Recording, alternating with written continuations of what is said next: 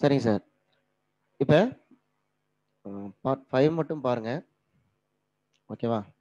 Part 5 மட்டும் பாருங்க. ஏன்னா, இந்த தேசிய நீதிபதிகள் நியமன ஆணையம். அது பாருங்க. என்னம்மா இருக்காது. ஏன்னா 2க்கும் காமனா தான். நான்லாம் போன வாரம் பார்த்தோம் இல்லைங்களா? கொலிஜியம். கொலிஜியம் அப்படின்னா, உச்சநீதிமன்ற தலைமை நீதிபதி தான் வந்து இந்திய தலைமை நீதிபதி வந்து தலைவர் அல்லது மற்றும் 2 அல்லது 3 மூத்த நீதிபதிகள் கொண்ட அமைப்பு. இப்ப பிஜேபி அரசு 2014 தேர்தல்ல வந்து பிஜேபி அரசாங்கம் வந்து பதவியேற்றது. பிஜேபி அரசாங்கம் வந்தோடனே என்ன பண்ணாங்கன்னா, அந்த கொலிஜியம் முறையை எடுத்துட்டு புரியுதுங்களா? கொலிஜியம் தான் வந்து உச்சநீதிமன்ற, உயர்நீதிமன்ற நீதிபதிகளை நியமிப்பாங்கன்னு சொன்னோம். அதே மாதிரி உயர்நீதிமன்ற நீதிபதிகள் நியமிக்கிறதுக்கும் சரி, டிரான்ஸ்ஃபர் பண்றதுக்கும் சரி, ரெக்கமெண்ட் பண்றது அவங்க தான் சொன்னோம் இல்லைங்களா? அப்ப அந்த கொலிஜியம் வந்து பாத்தீங்க அப்படின்னா, இந்த சிஸ்டத்தை எடுத்துடலாம். இந்த கொலிஜியம் அமைப்பை எடுத்துட்டு அதுக்கு பதிலா ஒரு கான்ஸ்டிடியூஷனல் பாடி, இப்ப கொலிஜியத்தை பத்தி கான்ஸ்டிடியூஷன் சொல்ல கிடையாதுங்க, புரியுதுங்களா? இப்ப கான்ஸ்டிடியூஷனல் பாடி ஒன்று ஃபார்ம் பண்ணலாம் அப்படின்னு முடிவு பண்ணி 2014ல 99வது சட்ட திருத்தத்துல என்ன பண்ணாங்கன்னா, கொலிஜிக்கு பதிலா தேசிய நீதிபதிகள் நியமன ஆணையம், அதுதான் ஆங்கிலத்துல வந்து national judicial appointments commission, S போட்டுக்குங்க, appointments commission, national judicial appointments commission. இது நல்லா பார்த்துங்க, அப்ரிவேஷன் பார்த்துக்குங்க. குரூப் 2லயே அப்ரிவேஷன் என்ஜேஏசினா என்னன்னு கேட்டுருக்காங்க. சரிங்களா? National judicial appointments commission. அப்ப கொலிஜியம் அப்படிங்கிற அமைப்புக்கு பதிலா கொலிஜியம்னா ஆங்கிலத்துல வந்து COLLEGIUM கொலிஜியம், COLLEGIUM கொலிஜியம். அப்ப இந்த கொலிஜியம் அமைப்பை தூக்கிட்டு அதுக்கு பதிலா அரசியலமைப்பு சார்ந்த ஒரு அமைப்பை ஏற்படுத்தணும், அரசியலமைப்புல சொல்லியிருக்கிற அமைப்பை ஏற்படுத்தணும் அப்படிங்கிறதுக்காக 99வது திருத்தம் 2014ல கொலிஜியை தூக்கிட்டு என்ஜேஏசி ஏற்படுத்துறாங்க. அந்த என்ஜேஏசி எந்த தேதியில் நடைமுறைக்கு வரும்னா 13/4/2015. என்ஜேஏசி நடைமுறைக்கு வந்தது 13/4/2015. சரிங்களா? அந்த 99வது சட்ட திருத்தத்துல ஒரு 3 ஆர்டிகிள் சேர்த்துறாங்க. எந்தெந்த ஆர்டிகிள்? 124A, 124B, 124C. சரிங்களா? 124A, B, C 3 article சேர்த்துறாங்க. இந்த கொலிஜியம் அமைப்பு என்னைக்கு ஏற்படுத்துறாங்க? 13/4/2015. அப்ப பார் கவுன்சில் ஆஃப் இந்தியா, இந்திய bar council, bar council of India என்ன பண்றாங்கன்னா, இந்த என்ஜேஏசி அமைப்பு அரசியலமைப்பு சட்டத்துக்கு எதிரானது அப்படின்னு வழக்கு தொடுக்கிறாங்களா சுப்ரீம் கோர்ட்ல. தேசிய நீதிபதிகள் நியமன ஆணையம் ஏற்படுத்தப்பட்டது அரசியலமைப்புக்கு எதிரானது அப்படின்னு சுப்ரீம் கோர்ட்ல வந்து கேஸ் போடுறாங்க. சுப்ரீம் கோர்ட் என்ன பண்ணுது? இந்த வழக்கு விசாரிச்சு தீர்ப்பு கொடுக்குறாங்க. எந்த தேதியில? 16/10/2015. என்ன கொடுத்தாங்கன்னா, என்ஜேசி அமைப்பானது அரசியலமைப்பிற்கு முரணானது, செல்லாது என தீர்ப்பளித்தது. எந்த தேதியில? 16/10/2015. அப்ப நீங்க இந்த ஃபர்ஸ்ட் பாயிண்ட்ல பாருங்க, 13/4/2015 வரைக்கும் இதுதான் இருந்தது, கொலிஜியம் தான் இருந்தது. 13/4/2015 என்ஜேஏசி ஏற்படுத்தினாங்க. 16/10/2015 என்ஜேஏசி ஏற்படுத்தினது செல்லாதுன்னு சுப்ரீம் கோர்ட் ஜட்ஜ்மெண்ட் கொடுத்துட்டாங்க. அதனால 16/10/2015 மீண்டும் பழைய மாதிரியே கொலிஜியமே நடைமுறைக்கு வந்துருச்சுங்க. அப்ப என்ஜேஏசி எவ்வளவு நாள் தான்? 6 மாசம் மட்டும்தான் நடைமுறையில் இருந்தது. ஒரே 6 மாசம் மட்டும் தான் இருந்தது. அந்த 6 மாசத்துல எந்த நீதிபதியும் ரெக்கமெண்ட் பண்ணல, எந்த நீதிபதியும் ரெக்கமெண்ட் பண்ணல, டிரான்ஸ்ஃபர் பண்ணல, எதுவுமே பண்ணல. அவங்க எந்த ஒர்க்குமே பண்ணல. 6 மாசம் மட்டும் தான் நடைமுறையில் இருந்தது. எடுத்துட்டு மீண்டும் பழைய மாதிரியே கொலிஜியம் கொண்டுட்டு வந்துட்டாங்க. சரிங்க, அந்த 3 ஆர்டிகிள் சேர்த்துனாங்க இல்லையா? அதுல என்னென்ன சொல்றாங்க? 124A என்ன சொல்றாங்க? தேசிய நீதிபதிகள் நியமன ஆணையத்தை பத்தி சொல்றாங்க. அடுத்தது பில என்ன சொல்றாங்க? தேசிய நீதிபதிகள் நியமன ஆணையத்தினுடைய பணிகள். பணி என்னங்க ஆல்ரெடி கொலிஜியம் என்ன பண்ணிட்டு இருந்தது அதான் என்ன பண்ணுச்சு கொலிஜியம் உச்சநீதிமன்ற நீதிபதிகளை நியமிக்கிறதுக்கு குடியரசுத் தலைவருக்கு பரிந்துரை உச்சநீதிமன்ற நீதிபதிகளை நியமிப்பதற்கு குடியரசுத் தலைவருக்கு பரிந்துரை பண்ணாங்க அப்புறம் உயர் நீதிமன்ற நீதிபதிகள் தலைமை நீதிபதி உட்பட உயர் நீதிமன்ற நீதிபதிகளை நியமிப்பதற்கு பரிந்துரை அப்புறம் என்ன பண்ணாங்க உயர் நீதிமன்ற நீதிபதிகளையோ அல்லது உயர் நீதிமன்ற தலைமை நீதிபதியோ வேற ஹைகோர்ட்டுக்கு மாத்தணும் அதுக்கும் குடியரசுத் தலைவருக்கு ரெக்கமெண்ட் பண்ணது இதுதான் கொலிஜியத்தோட வேலை அதே தான் என்ஜேஎஸ்சியும் பண்ணாங்க சரிங்களா என்ஜேஎஸ்சிக்கு கொலிஜியத்துக்கு யார் தலைவர் சொன்னானிக்கே இந்திய தலைமை நீதிபதி தான் கொலிஜியத்துக்கும் தலைவர் அதே மாதிரி என்ஜேஏசிக்கும் யார் தலைவர் அப்படின்னா இந்திய தலைமை நீதிபதி என்ஜேஏசிக்கு யார் தலைவர்னாக்க அதுக்கும் யாரு உச்ச நீதிமன்ற தலைமை நீதிபதி தான் என்ஜேஏசிக்கும் தலைமை நீதிபதி தலைவர் புரியுதுங்களா இந்திய தலைமை நீதிபதி தான் அதுக்கும் தலைவர் சரிங்களா அடுத்ததுங்க 124C என்ஜேஏசி சம்பந்தமா பாராளுமன்றம் தான் சட்டம் இயற்றும் அதற்கான பவர் கொடுத்திருந்தாங்க சரிங்களா சரி இதுல 124A நல்லா படிச்சுக்கங்க 124A அதை பத்தி சொல்றாங்க தேசிய நீதிபதிகள் நியமன ஆணையம் அதாவது என்ஜேசி பத்தி சொல்றாங்க சரிங்களா ஆல்ரெடி கொலிஜியம் வந்து இங்க நடத்தியிருப்பானுங்க எங்கன்னா முன்னாடி போனீங்கன்னா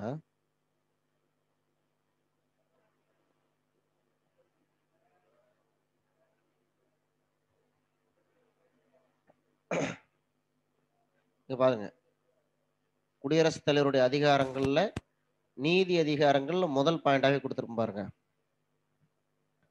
குடியரசுத் தலைவருடைய அதிகாரங்கள்ல நீதி அதிகாரங்கள்ல முதல் பாயிண்டா கொடுத்துருப்பேன் சரிங்களா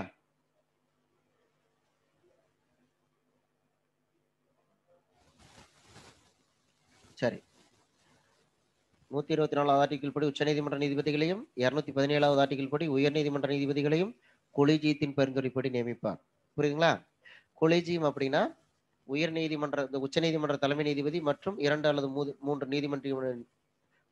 3 நீதிபதிகளை கொண்ட தனிப்பட்ட அமைப்பு ஆளுநர் டாபிக்லயும் உங்களுக்கு கொடுத்துருப்பேன் அதையும் காட்டிடுறேன் பார்ட் 6ல பாருங்க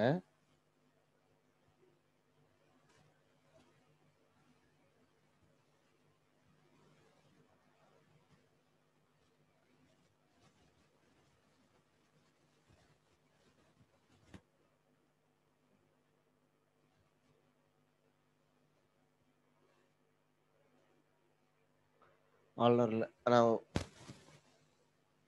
குடியரசுத் தலைவர்ல சொல்லிட்டேன் சரிங்களா அதனால ஆளுநர் சொல்லலை அதுல என்னன்னா உச்சநீதிமன்ற நீதிபதிகள் உயர்நீதிமன்ற நீதிபதிகள் நியமிப்பதற்கு ஆளுநருடைய பரிந்துரை சொல்லியிருப்பாங்க அவ்வளவுதான் சரிங்களா அதனால ஆளுநர்ல சொல்ல அங்க சுப்ரீம் கோர்ட்லயே சொல்லிட்டேன் சரியா சரி சாரி குடியரசுத் தலைவர்ல நீதி அதிகாரங்கள்ல முதல் பாயிண்ட்லயே சொல்லியிருக்கேன் சரியா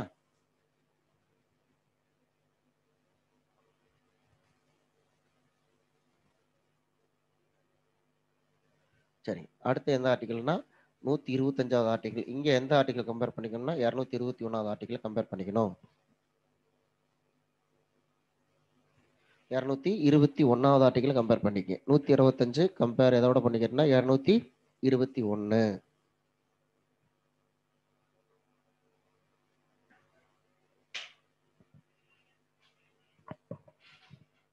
சரிங்களா உச்ச நீதிமன்ற நீதிபதிகளுடைய சம்பளம் படிகள் சலுகைகள் 125 உயர் நீதிமன்ற நீதிபதிகளுடைய சம்பளம் படிகள்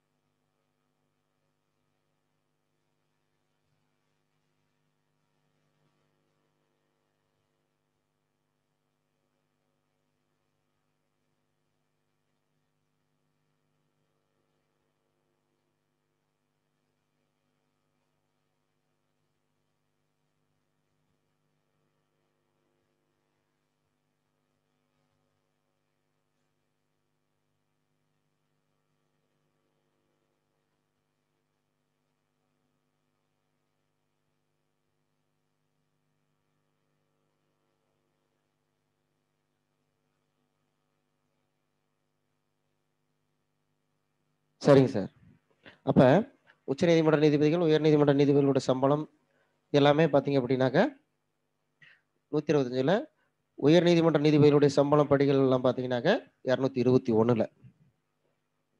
சரி, பக்கத்தில் வேணா நோட் பண்ணி வச்சுக்கோங்க.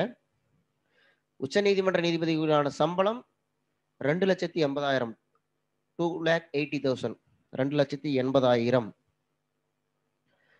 மற்ற நீதிபதிகளுக்கு 2,50,000. உச்சநீதிமன்ற தலைமை நீதிபதிக்கு 2,80,000, 2,80,000. உச்சநீதிமன்ற மற்ற நீதிபதிகளுக்கு 2,50,000, 2,50,000. அப்படியே ஹைகோர்ட்டுக்கு நோட் பண்ணி வச்சுக்கோங்க. உயர்நீதிமன்ற தலைமை நீதிபதிக்கு 2,50,000. உயர்நீதிமன்ற தலைமை நீதிபதிக்கு 2,50,000. மற்ற நீதிபதிகளுக்கு 2,25,000. தலைமை நீதிபதிக்கு 2,50,000, மற்ற நீதிபதிகளுக்கு 2,25,000. ஓகேங்களா?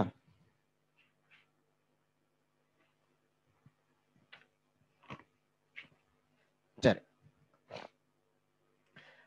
அப்போ 125 ஆர்டிகல் பாருங்க. 125ல சுப்ரீம் கோர்ட் சீஃப் ஜஸ்டிஸ் பார்த்தீங்கன்னாக்க 2,80,000, மற்ற நீதிபதிகளுக்கு 2,50,000. 221வது ஆர்டிகல்ல சுப்ரீம் கோர்ட் ஹைகோர்ட் சீஃப் ஜஸ்டிஸ்க்கு வந்து 2,50,000, மற்ற நீதிபதிகளுக்கு 2,25,000. சரிங்களா? 125ல இன்னொரு பாயிண்ட் நோட் பண்ணி வச்சுக்கோங்க. 125வது ஆர்டிகல் மத்திய அரசுல சுப்ரீம் கோர்ட்ல நோட் பண்ணி வச்சுக்கோங்க. சம்பளம், படிகள், ஓய்வூதியம் இந்திய தொகுப்பு நிதியிலிருந்து வழங்கப்படும். இந்திய தொகுப்பு நிதி, கன்சாலிடேட்டட் ஃபண்ட் ஆஃப் இந்தியா, இந்திய தொகுப்பு நிதியிலிருந்து வழங்கப்படும். அதாவது 12வது பார்ட்ல 266வது ஆர்டிகல்ல இந்திய தொகுப்பு நிதியெல்லாம் சார் நடத்தியிருப்பாரு. 266வது ஆர்டிகல்ல பார்த்தீங்கன்னா தெரியும், 12வது பார்ட்ல. சரிங்களா? அங்கேயே சொல்லியிருப்பாங்க. சரி, அப்ப உச்சநீதிமன்ற நீதிபதிகளுக்கு தலைமை நீதிபதி உட்பட எல்லாத்துக்கும் சேர்த்து சம்பளம் எல்லாம் எதுல இருந்து கொடுக்குறாங்க? இந்திய தொகுப்பு நிதியிலிருந்து கொடுக்குறாங்க. ஆங்கிலத்துல கன்சாலிடேட்டட் ஃபண்ட் ஆஃப் இந்தியா. சரி, இந்த உயர் நீதிமன்ற நீதிபதிகளுக்கு எழுதிக்கங்க.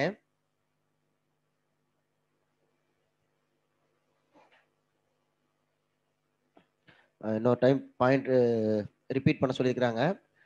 125ல உச்சநீதிமன்ற நீதிபதிகளுக்கான சம்பளம், படிகள், சலுகைகள். உச்சநீதிமன்ற நீதிபதிகளுக்கான சம்பளம், படிகள், சலுகைகள் மற்றும் இதர ஓய்வூதியம்.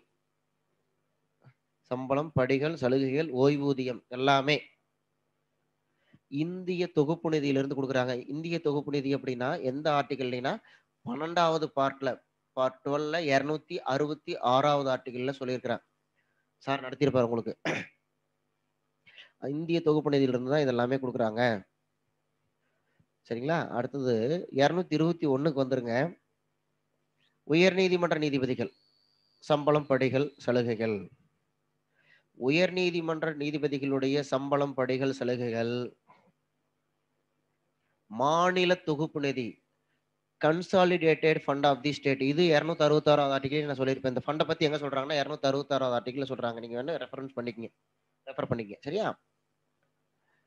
அப்ப உயர்நீதிமன்ற நீதிபதிகளுடைய சம்பளம், படிகள், சலுகைகள் மாநில தொகுப்பு நிதி. ஆனால் ஓய்வூதியம் மட்டும் இந்திய தொகுப்பு நிதி. யாருக்கு? உயர்நீதிமன்ற நீதிபதிகளுக்கு. உயர்நீதிமன்ற நீதிபதிகளுக்கு சம்பளம், படி, சலுகை எல்லாமே பாத்தீங்கன்னா மாநில தொகுப்பு நிதி. ஆனால் ஓய்வூதியம் மட்டும் இந்திய தொகுப்பு நிதி. அதே மாதிரிதான் ஆளுநருக்கும் உயர்நீதிமன்ற நீதிபதிகளுக்கும் மட்டும்தான் சம்பளம், படிகள், சலுகைகள் பாத்தீங்கன்னாக்க இந்த மாநில தொகுப்பு நிதி. ஓய்வூதியம் மட்டும் இந்திய தொகுப்பு நிதி. அங்க மாறாதுங்க. உச்சநீதிமன்ற நீதிபதிகளுக்கு எல்லாமே ஓய்வூதியம் உட்பட எல்லாமே அங்கேதான். இங்க மட்டும்தான் மாறும். ஓய்வூதியம் மட்டும் இந்திய தொகுப்பு நிதி, மீதி எல்லாம் மாநில தொகுப்பு நிதி. ஓகேங்களா? சரி,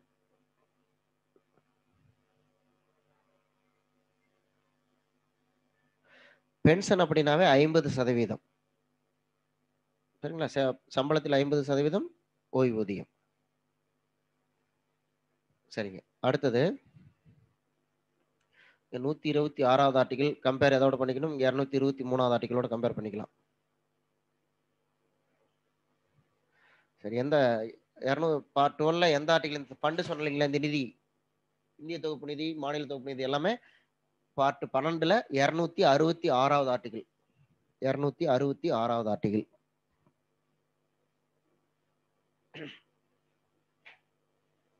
சரியா?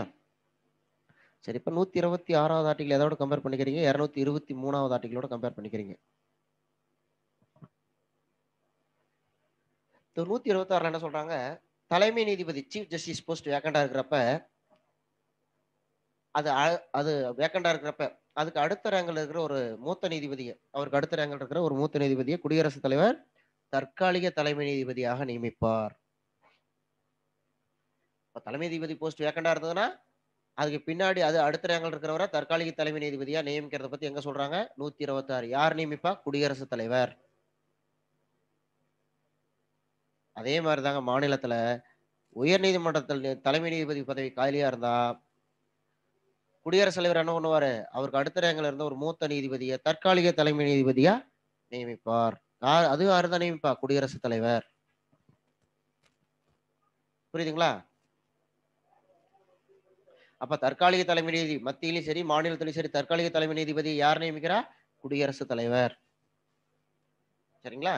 அப்ப மத்தியில் தற்காலிக தலைமை நீதிபதி நியமனம் 126, மாநிலத்தில் தற்காலிக தலைமை நீதிபதி நியமனம் 223. ஓகேங்களா? அடுத்தது 127வது ஆர்டிகிளும் 224வது ஆர்டிகிளும். 127வது ஆர்டிகிள் மாநிலத்தில் 224வது ஆர்டிகிள். 126ல என்ன பார்த்தா? தலைமை நீதிபதி. அதே மாதிரி இங்க 223ல என்ன பார்த்தா? தலைமை நீதிபதி போஸ்ட் வேக்கண்ட். ஆனா மற்ற நீதிபதிகள் பதவி காலியா இருக்கிறப்ப ரெண்டுலயுமே 127 இங்க 224 என்ன பண்ணலாம்? சுப்ரீம் கோர்ட்டுக்கு என்ன பண்ணலாம்? மற்ற நீதிபதிகள் பதவி நிறைய காலியா இருக்குது. அப்ப என்ன பண்ணலாம்? ஹைகோர்ட் ஜட்ஜஸ், உயர் நீதிமன்ற நீதிபதிகளை என்ன பண்ணிக்கலாம்? தற்காலிக நீதிபதிகளாக நிரந்தர நீதிபதியா நியமிக்கணும்னா குடியரசுத் தலைவர் தான் நியமிக்க முடியும். தற்காலிகமா டெம்பரவரி அப்பத்திக்கு மட்டும்.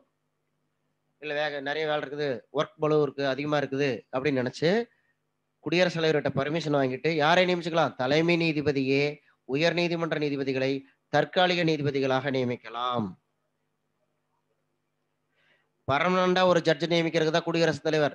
டெம்பரவரியா அந்த வேலையை முடிக்கிறதுக்கு மட்டும் நியமிச்சுக்கிறதுக்கு தற்காலிக நீதிபதிகள். அதை யாரையும் நியமிச்சுக்கலாம்? தலைமை நீதிபதியை நியமிச்சுக்கலாம். யாருடைய ஒப்புதலோட? ஆனா குடியரசுத் தலைவர்கிட்ட பர்மிஷன் வாங்கணும். புரியுதுங்களா? சரி, அப்படியே ஆப்போசிட் 224வது ஆர்டிகிள். அதே மாதிரி மாநிலத்துல மற்ற நீதிபதிகள் போஸ்ட் காலியா இருக்கிறப்ப, ஹைகோர்ட்ல மற்ற நீதிபதிகள் போஸ்ட் காலியா இருக்கிறப்ப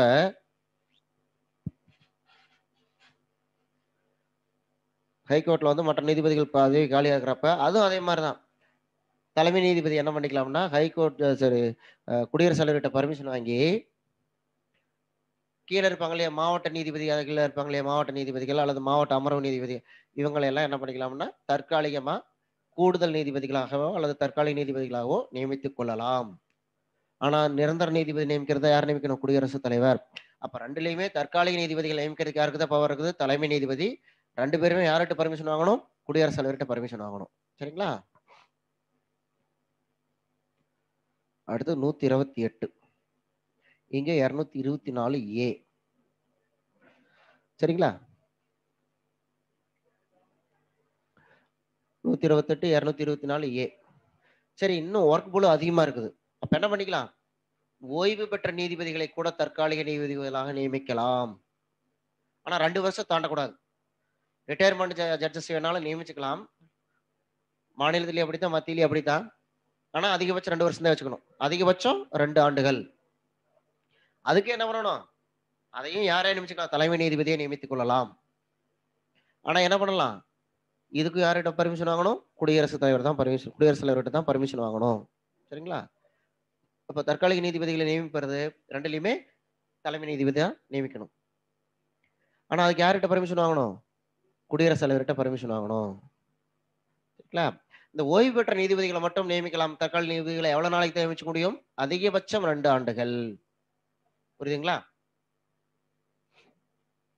சரிங்க.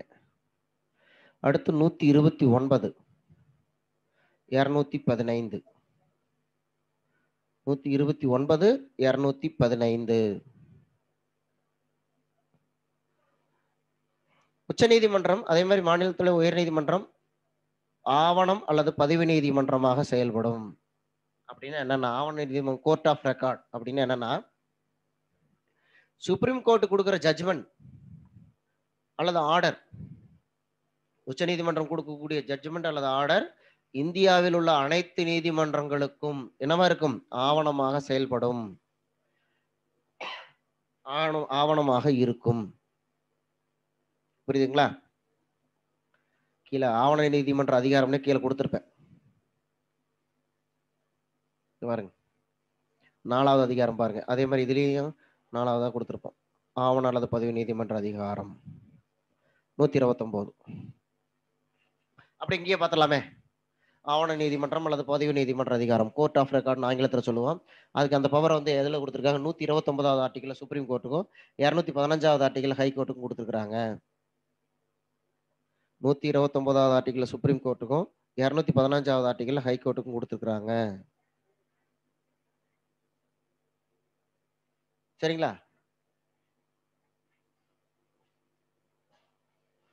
சரி, அப்படின்னு என்னங்க ரெண்டுலையுமே சொல்லியிருப்பான். சுப்ரீம் கோர்ட் கொடுக்குற ஜட்ஜ்மெண்ட் அல்லது ஆர்டர் பார்த்தீங்கன்னா, இந்தியாவில் இருக்கிற எல்லா நீதிமன்றத்துக்கும் என்னவா இருக்கும்? ஆவணமாக ரெக்கார்டு. அந்த சுப்ரீம் கோர்ட் ஜட்ஜ்மெண்ட்டை கோட் பண்ணி தான் மற்ற நீதிமன்றங்கள் அல்லது தீர்ப்பாயங்களை வந்து ஜட்ஜ்மெண்ட் கொடுக்க முடியும். அப்போ உச்ச நீதிமன்றத்தோட தீர்ப்பு அந்த இடத்துக்கு என்னவா மாறிடுது? ஆவணம். அதே மாதிரி ஹைகோர்ட்டுக்கும், ஹைகோர்ட் கொடுக்குற அந்த ஜட்ஜ்மெண்ட் அல்லது ஆர்டர் பார்த்தீங்க அப்படின்னா, அந்த மாநிலத்தில் இருக்கக்கூடிய அனைத்து நீதிமன்றங்களுக்கும் அது ஆவணமாக செயல்பட்டு அதை பேஸ் பண்ணி தான் மற்ற நீதிமன்றங்கள்லாம் ஜட்ஜ்மெண்ட்டோ அல்லது ஆர்டரா போடுவாங்க. சரிங்களா?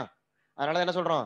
கோர்ட் ஆஃப் ரெக்கார்ட், ஆவண நீதிமன்றம். மற்ற நீதிமன்றங்களுக்கெல்லாம் இவை வழங்கக்கூடிய தீர்ப்புகள் ஆவணமாக செயல்படுவதால் அதை ஆவண நீதிமன்றம் என்ன சொல்லுகிறோம். அது மட்டும் இல்லாம அதுலயே என்ன சொல்லியிருக்காங்க? 129வது ஆர்டிகல்லையே நீதிமன்றத்தை அவமதிப்பவர்களை தண்டிப்பதற்கான அதிகாரமும் கொடுத்திருக்காங்க. இங்க 215வது ஆர்டிகல்ல. புரியுதுங்களா? நீதிமன்ற அவமதிப்புகளை தண்டிப்பதற்கான அதிகாரம். சரிங்களா? நீதிமன்ற அவமதிப்புகளை தண்டிப்பதற்கான அதிகாரம் கொடுத்திருக்காங்க. அதுக்குன்னே தனியா சட்டம் கொண்டுட்டு வந்தாங்க. சுப்ரீம் கோர்ட்ல சொல்லியிருக்கிறேன் பாருங்க. நீதிமன்ற அவமதிப்பு தடுப்பு சட்டம் 71, contempt of court act, contempt of கோர்ட்னு சொல்லுவாங்க ஆங்கிலத்துல. நீதிமன்ற அவமதிப்பு தடை சட்டம். அது வந்து எந்த வருஷம் கொண்டுட்டு வந்தாங்கன்னா 71ல கொண்டுட்டு வந்தாங்க. சரியா?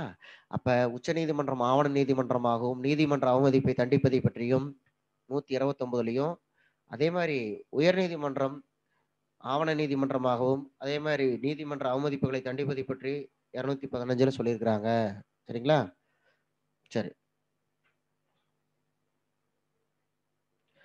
சரி. சுப்ரீம் கோர்ட்ல 130வது ஆர்டிகல் பாருங்க. சுப்ரீம் கோர்ட்ல 130வது ஆர்டிகல் பாருங்க. சுப்ரீம் கோர்ட் 130 என்ன சொல்றாங்கன்னா, சுப்ரீம் கோர்ட் இருக்கிற இடத்தை பத்தி சொல்றாங்க. சீட் ஆஃப் சுப்ரீம் கோர்ட், உச்ச நீதிமன்றத்தினுடைய அமைவிடம். உச்ச நீதிமன்றம் வந்து எங்க இருக்கு? டெல்லி. உச்ச நீதிமன்றம் எங்க இருக்கு? டெல்லியில இருக்குது. சரிங்களா? வேற எங்கேயும் உச்ச நீதிமன்றத்துக்கு இந்தியாவில் எங்கேயுமே கிளைகள் கிடையாது. ஒன்லி தலைமையிடம் மட்டும்தான். வேற எந்த இடத்துக்கும் கிளைகள் இப்ப வரைக்கும் இல்ல. உயர் நீதிமன்றத்துக்கு நிறைய உயர் நீதிமன்றத்துக்கு கிளை இருக்கு. நம்ம உதாரணத்துக்கு பாத்தீங்கன்னா நம்முடைய மெட்ராஸ் ஹைகோர்ட்டுக்கு பாத்தீங்கன்னா பெஞ்ச் பாத்தீங்கன்னா எங்க இருக்கு? மதுரையில இருக்கு. அந்த மாதிரி சுப்ரீம் கோர்ட்டுக்கு பெஞ்சஸ் கிடையாது, கிளைகள் கிடையாது. ஒன்லி தலைமையிடம் மட்டும்தான். அதுவும் எங்க இருக்குது? டெல்லியில இருக்குது. அதை பத்தி எங்க சொல்றாங்க? 130வது ஆர்டிகல்ல சொல்லியிருக்காங்க. சரி, ஒருவேளை சுப்ரீம் கோர்ட் இடத்த மாத்தணும் அல்லது சுப்ரீம் கோர்ட்டுக்கு கிளை ஏற்படுத்தணும், யாரை ஏற்படுத்திக் கொள்ளலாம்? தலைமை நீதிபதியை ஏற்படுத்தலாம். உச்ச நீதிமன்றத்தின் கிளை அமைவிடத்தையோ கிளையோ இந்தியாவில் எங்க வேணாலும் யார் ஏற்படுத்தலாம்? தலைமை நீதிபதி. யாருடைய ஒப்புதல் தேவை? குடியரசுத் தலைவர் ஒப்புதலுடன் தான் தலைமை நீதிபதி ஏற்படுத்த முடியும். தலைமை நீதிபதி ஏற்படுத்த முடியும், அவரா முடிவு பண்ண முடியாது. குடியரசுத் தலைவர் ஒப்புதலுடன் தான் பண்ண முடியும். சரி, இது கம்பேரிசன்ல இது ஹைகோர்ட்டுக்கு பார்த்தீங்கன்னா ஒவ்வொரு ஸ்டேட்லயும் இருக்கு. அதனால அதுக்கு ஆர்டிகிள் இல்ல. மதுரை ஹைகோர்ட் பெஞ்ச், அதாவது மெட்ராஸ் ஹைகோர்ட் மதுரை பெஞ்ச் பார்த்தீங்கன்னா எப்ப ஃபார்ம் பண்ணாங்க? 24/7/2004. 24/7/2004 தான் நம்ம சென்னை உயர்நீதிமன்றத்தினுடைய மதுரை கிளை ஏற்படுத்தப்பட்டது. சரிங்களா? 24/7/2004. சரிங்க.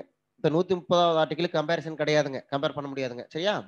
சரி, அடுத்து 220 மாநிலத்தில பாருங்க 222வது ஆர்டிகில். 222வது ஆர்டிகில். உயர்நீதிமன்ற நீதிபதிகளை ஒரு உயர்நீதிமன்றத்திலிருந்து மற்றொரு உயர்நீதிமன்றத்திற்கு மாற்றலாம். மாற்ற அதிகாரம் பெற்றவர் குடியரசுத் தலைவர். அதாவது தலைமை நீதிபதி மற்றும் கொலிஜியத்தினுடைய பரிந்துரை தேவை. தலைமை நீதிபதியோட ரெக்கமெண்டும் வேணும். கூடுதலாக கொலிஜியத்தினுடைய மெட்ராஸ் ஹைகோர்ட்ல இருந்து ஒரு ஜட்ஜை மாத்துறாங்கன்னா மெட்ராஸ் ஹைகோர்ட்டோட தலைமை நீதிபதியை கேட்டுட்டு தான் மாத்துவாங்க. அவர் எந்த ஸ்டேட்டுக்கு மாத்தணுங்கிறத யாரு சொல்லுவா? கொலிஜியம். கொலிஜியத்தின் பரிந்துரைப்படி அதை நோட் பண்ணிங்க. கொலிஜியத்தின் பரிந்துரைப்படி தலைமை நீதிபதியை கலந்தாலோசித்து குடியரசுத் தலைவர் தான் மாத்துவார். அப்போ ஸ்டேட் விட்டு ஸ்டேட் மாத்திரக்கு யாருக்கு பவர்? குடியரசுத் தலைவருக்கு தான் பவர். சரிங்களா? இதை கம்பேர் பண்ண முடியாது. உச்சநீதிமன்றத்தோட கம்பேர் பண்ண முடியாது. ஏன்னா உச்சநீதிமன்றம் ஒரே உச்சநீதிமன்றம் தான். இந்தியாவில் வேற எங்கேயும் கிளை கிடையாது. அதனால மாத்திரக்கான வேலையே இல்லை. புரியுதுங்களா? அதனால உச்சநீதிமன்றத்தில் டிரான்ஸ்ஃபர் வந்து கிடையாது. ஆனா ஹைகோர்ட்டுக்கு டிரான்ஸ்ஃபர் இருக்குது. ஹைகோர்ட் மாத்தலாம். எந்த ஆர்டிகிள் படி? 222வது ஆர்டிகிள் படி.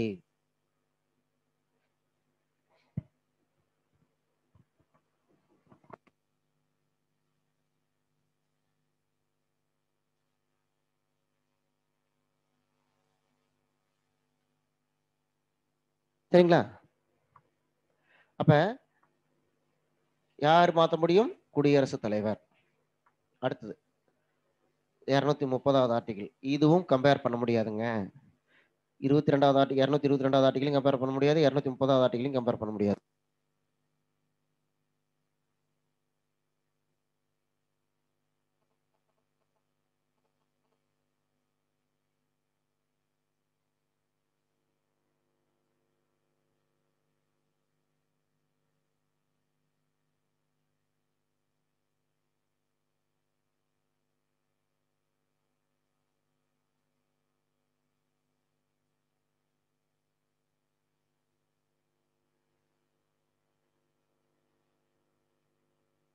சரிங்க சார்.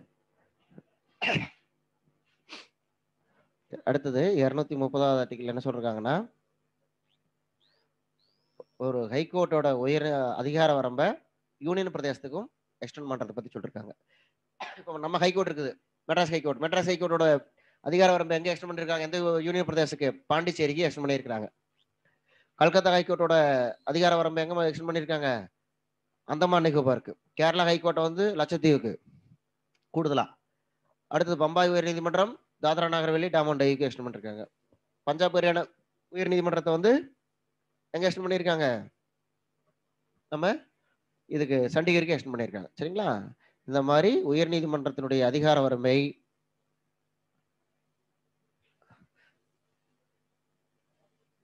உச்ச நீதிமன்றத்தில் தலைமை நீதிபதிக்கு வந்து கொலிஜிய பரிந்துரை நான் எங்கேயும் சொல்லவே இல்லைங்களே. உச்ச நீதிமன்ற தலைமை நீதிபதிக்கு நான் கொலிஜியத்தினுடைய பரிந்துரையை சொல்ல அருள் சார். மற்ற நீதிபதிகளுக்கு தான் கொலிஜிய பரிந்துரை சொல்லு போன கிளாஸ்லயே சொல்லியிருக்கிறேன். சரிங்களா? அப்ப 230வது ஆர்டிகிள்ல உயர்நீதிமன்றத்தினுடைய அதிகார வரம்பை யூனியன் பிரதேசங்களுக்கும் நீட்டித்தல் அதை பத்தி சொல்றாங்க. சரியா?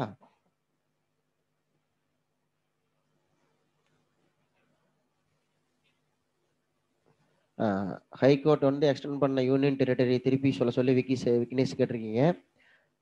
சென்னை உயர்நீதிமன்றம் எதுக்கு? பாண்டிச்சேரிக்கு எக்ஸ்டெண்ட் பண்ணியிருக்கிறோம். சென்னை உயர்நீதிமன்றம் வந்து பாண்டிச்சேரிக்கு எக்ஸ்டெண்ட் பண்ணியிருக்கிறோம். கல்கத்தா உயர்நீதிமன்றம் எதுக்கு எக்ஸ்டெண்ட் பண்ணியிருக்கிறோம்? அந்தமான் நிகோபர். கல்கத்தா உயர்நீதிமன்றத்தினுடைய இது வந்து எங்க எக்ஸ்டெண்ட் பண்ணியிருக்கிறோம்? அந்தமான் நிகோபர். அடுத்தது கேரளா உயர்நீதிமன்றம் அதை எங்க எக்ஸ்டெண்ட் பண்ணியிருக்கிறோம் அப்படின்னா லட்சத்தீவுகள். லட்சத்தீவுகள்.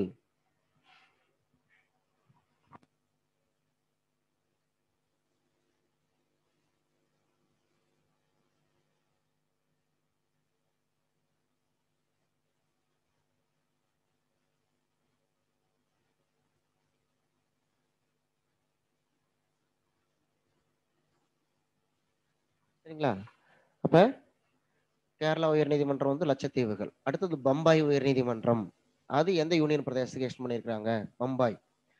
தாத்ரா நாகர் ஹவேலி, டாமன் டையூ. தாத்ரா நாகர் ஹவேலி, டாமன் டையூ. சரிங்களா? தாத்ரா நாகர் ஹவேலி, டாமன் டையூ. அடுத்தது பஞ்சாப் ஹரியானா.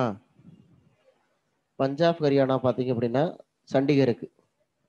பஞ்சாப் ஹரியானா உயர் நீதிமன்றத்தோட நீதிகளை எந்த யூனியன் பிரதேசத்துக்குன்னா சண்டிகருக்கு மாத்திருக்கிறாங்க. சரியா? சரி. இதெல்லாம் எங்க சொல்லியிருக்கிறாங்க? 230. சரி, 222வது ஆர்டிகல் இன்னொரு டைம் சொல்லியிருக்காங்க. உயர் நீதிமன்ற நீதிபதிகளை ஒரு ஹைகோர்ட்ல இருந்து இன்னொரு ஹைகோர்ட்டுக்கு மாத்துறதை பத்தி சொல்றாங்க. கொலிஜியத்தோட பரிந்துரைப்படி அந்த தொடர்புடைய தலைமை நீதிபதியை கலந்தாலோசித்து குடியரசுத் தலைவர் மாற்றுவார். ஓகேங்களா? இந்த ஆர்டிகல் இது வரைக்கும் பார்த்த ஆர்டிகல்ல முக்கியமான ஆர்டிகல் சொல்றேன். ஃபர்ஸ்ட் உச்ச நீதிமன்றத்துல குறிச்சுக்கங்க. உச்ச நீதிமன்றத்துல 124 மிக மிக முக்கியமான ஆர்டிகல். 124. 124. அப்புறம் 124A முக்கியமான ஆர்டிகல். 124A.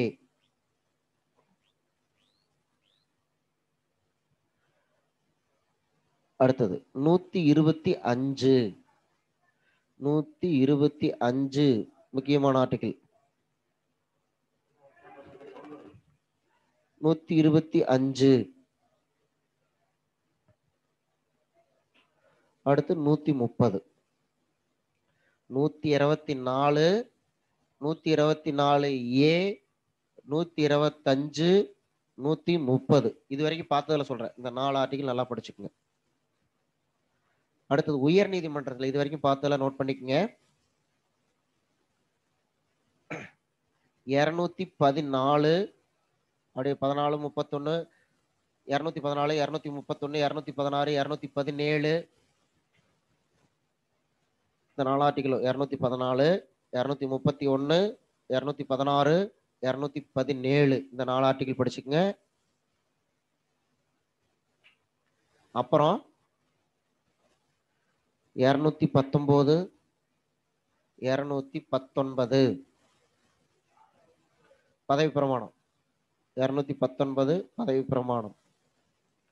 அடுத்து 221, 221.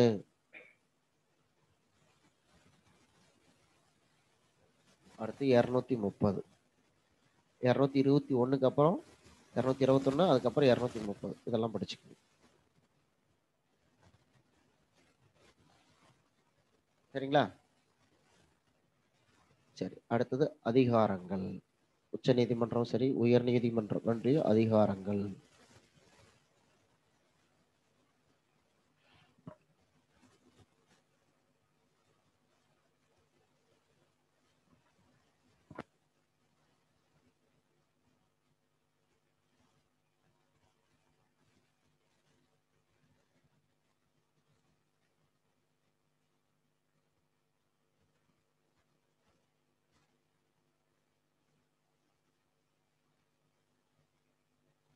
சரிங்க சார். இப்போ அதிகாரங்கள் எடுத்துக்கங்க. அதிகாரங்கள் பார்த்தீங்கன்னா 5 அதிகாரம் ஒரே மாதிரி வரும் ரெண்டுக்கும். உச்ச நீதிமன்றம் உயர் நீதிமன்றம் ரெண்டுக்கும் 5 அதிகாரம் ஒரே இதா இருக்கும். சரிங்களா? சரி, மொத்தம் 7 அதிகாரம். உச்ச நீதிமன்றத்துக்கு 7 அதிகாரம், உயர் நீதிமன்றத்துக்கு 7 அதிகாரம். சரியா? அதுல முதல் வரம்பு நீதி அதிகாரம் அல்லது தனக்கே உள்ள நீதி அதிகாரம்.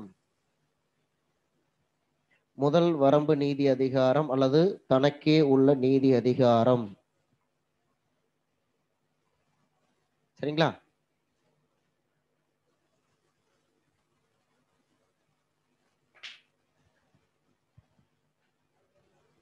சரி, முதல் வரம்பு நீதி அதிகாரம் அல்லது தனக்கே உள்ள நீதி அதிகாரம் அப்படின்னா என்னன்னா, ஒரு கேஸ தான் மட்டும்தான் ஒரு வழக்கை தான் மட்டும்தான் தீர்த்து வைக்க முடியும், மற்றவங்க பண்ண முடியாது. அதான் ஒரிஜினல் ஜூரிஸ்டிக்ஷன் ஆங்கிலத்துல சொல்லுவாங்க. ஒரு வழக்க தான் மட்டும்தான் விசாரிக்க முடியும் அல்லது அதை தீர்வு வழங்க முடியும் அப்படிங்கிறத வந்து முதல் வரம்பு நீதி அதிகாரம், ஒரிஜினல் ஜூரிஸ்டிக்ஷன் ஆங்கிலத்துல சொல்லுவாங்க. சரிங்களா? மத்திய அரசுக்கு மட்டும், உச்சநீதிமன்றத்துக்கு மட்டும் ஆர்டிகிள்ல சொல்லியிருக்காங்க 131. இது முக்கியமான ஆர்டிகிள் 131 முக்கியமான ஆர்டிகிள். சரிங்களா? பாத்துக்கங்க. கீழே இருக்கிற பாயிண்ட்ஸ் கூட பார்க்க வேணாம். மேல இருக்க முதல் வரம்பு நீதி அதிகாரம்னா எந்த ஆர்டிகிள சொல்றாங்க? இங்கிலீஷ் படிச்சுக்கங்க. ஒரிஜினல் ஜூரிஸ்டிக்ஷன் எந்த ஆர்டிகிள்னா 131 முக்கியமான ஆர்டிகிள். அப்ப தான் மட்டும் தான் விசாரிக்க முடியும் அப்படிங்கிறது அதுக்கான அதிகாரம். அப்ப சுப்ரீம் கோர்ட்ல என்ன சொல்றாங்க? மத்திய அரசுக்கும் மாநில அரசுக்கு இடையேயான வழக்கு அது யார் மட்டும் தான் விசாரிக்க முடியும்? சுப்ரீம் கோர்ட் தான் விசாரிக்க முடியும். அதே மாதிரி மாநிலங்களுக்கு இடையேயான வழக்குகள், தமிழ்நாடு கர்நாடகா, தமிழ்நாடு கேரளா, இல்லையா, பிரச்சனை இருக்கு அப்படின்னா அதை யார் தீர்த்து வைக்க முடியும்? உச்சநீதிமன்றம் தான் தீர்க்க முடியும். அதான் ஒரிஜினல் ஜூரிஸ்டிக்ஷன். அவங்க ஹைகோர்ட்ல கேஸ் போட முடியாது. சரிங்களா? சரி, இந்த ஒரிஜினல் ஜூரிஸ்டிக்ஷன், இந்த முதல் வரம்பு நீதி அதிகாரத்தை ஃபர்ஸ்ட் சுப்ரீம் கோர்ட் எந்த வருஷம் யூஸ் பண்ணுச்சு? 61 தான் யூஸ் பண்ணுச்சு. எந்த கேஸ்ல? மேற்கு வங்காள அரசுக்கும் மத்திய அரசுக்கும் இடையேயான வழக்குல தான். தற்பொழுதும் அது மாதிரி தான் போய்கிட்டு இருக்குது, இல்லையா? ஏன்னா ஏன் அது வரைக்கும் அந்த வழக்குகள் விசாரணைக்கு வரல? அந்த மாதிரியான வழக்குகள் வரல. காரணம், காங்கிரஸ் தான் இந்தியா, இந்தியா தான் காங்கிரஸ்னு இருந்தது ஒரு காலத்துல. அதுக்கப்புறம் தான் மாநில கட்சிகள் ஆட்சிக்கு வர ஆரம்பிச்சாங்க. இப்ப தமிழ்நாட்டிலே எடுத்தீங்கன்னா 67 வரைக்குமே காங்கிரஸ் ஆட்சி. அதுக்கப்புறம் தான் மாநில கட்சிகள் ஆட்சிக்கு வர ஆரம்பிச்சாங்க, இல்லையா? அந்த மாதிரி மேற்கு வங்காளத்தில் ஆட்சி மாற்றம் வருது, கம்யூனிஸ்ட் கட்சி ஆட்சிக்கு வருது. அப்ப மத்தியில் காங்கிரஸ் ஆட்சி, மாநிலத்தில் கம்யூனிஸ்ட் ஆட்சி. அப்ப கான்ட்ரவென்ஷன், முரண்பாடுகள் வருது. புரியுதுங்களா? அப்ப 61 தான் முதல்ல இந்த அதிகாரத்தை உச்சநீதிமன்றம் பயன்படுத்தியது. எந்த வழக்குல? மேற்கு வங்க அரசுக்கும் மத்திய அரசுக்கும் இடையான கேஸ் எல்லாம் ஃபர்ஸ்ட் யூஸ் பண்ணாங்க. சரியா? இதுல வந்து என்ன பாத்தீங்கன்னா, முதல் வரம்பு நீதி அதிகாரம் எந்த ஆர்டிகல் சொல்றாங்க? 131 முக்கியமானது. ஃபர்ஸ்ட் எப்ப யூஸ் பண்ணாங்க? 61 யூஸ் பண்ணாங்க. முக்கியமானது. சரியா? இப்ப அதே மாதிரி ஹைகோர்ட் எந்தெந்த வழக்கை நேரடியாக விசாரிக்கும்? தான் மட்டும்தான் விசாரிக்கும். நிர்வாகம், திருமணம், மனவிலக்கு, கம்பெனி சட்டம், வருவாய் வசூலிப்பு, நீதிமன்ற அவமதிப்பு, சட்டமன்ற நாடாளுமன்ற தேர்தல், இதையெல்லாம் ஹைகோர்ட் மட்டும்தான் விசாரிக்க முடியும். அதுக்கு கீழே இருக்கிற நீதிமன்றங்கள் விசாரிக்க முடியாது. அப்ப தான் மட்டும்தான் விசாரிக்கக்கூடிய அதிகாரம் முதல் வரம்பு நீதி அதிகாரம்.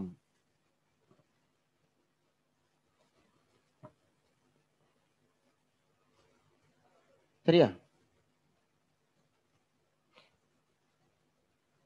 சரி, அடுத்த இரண்டாவது மேல்முறையீட்டு நீதி அதிகாரம்,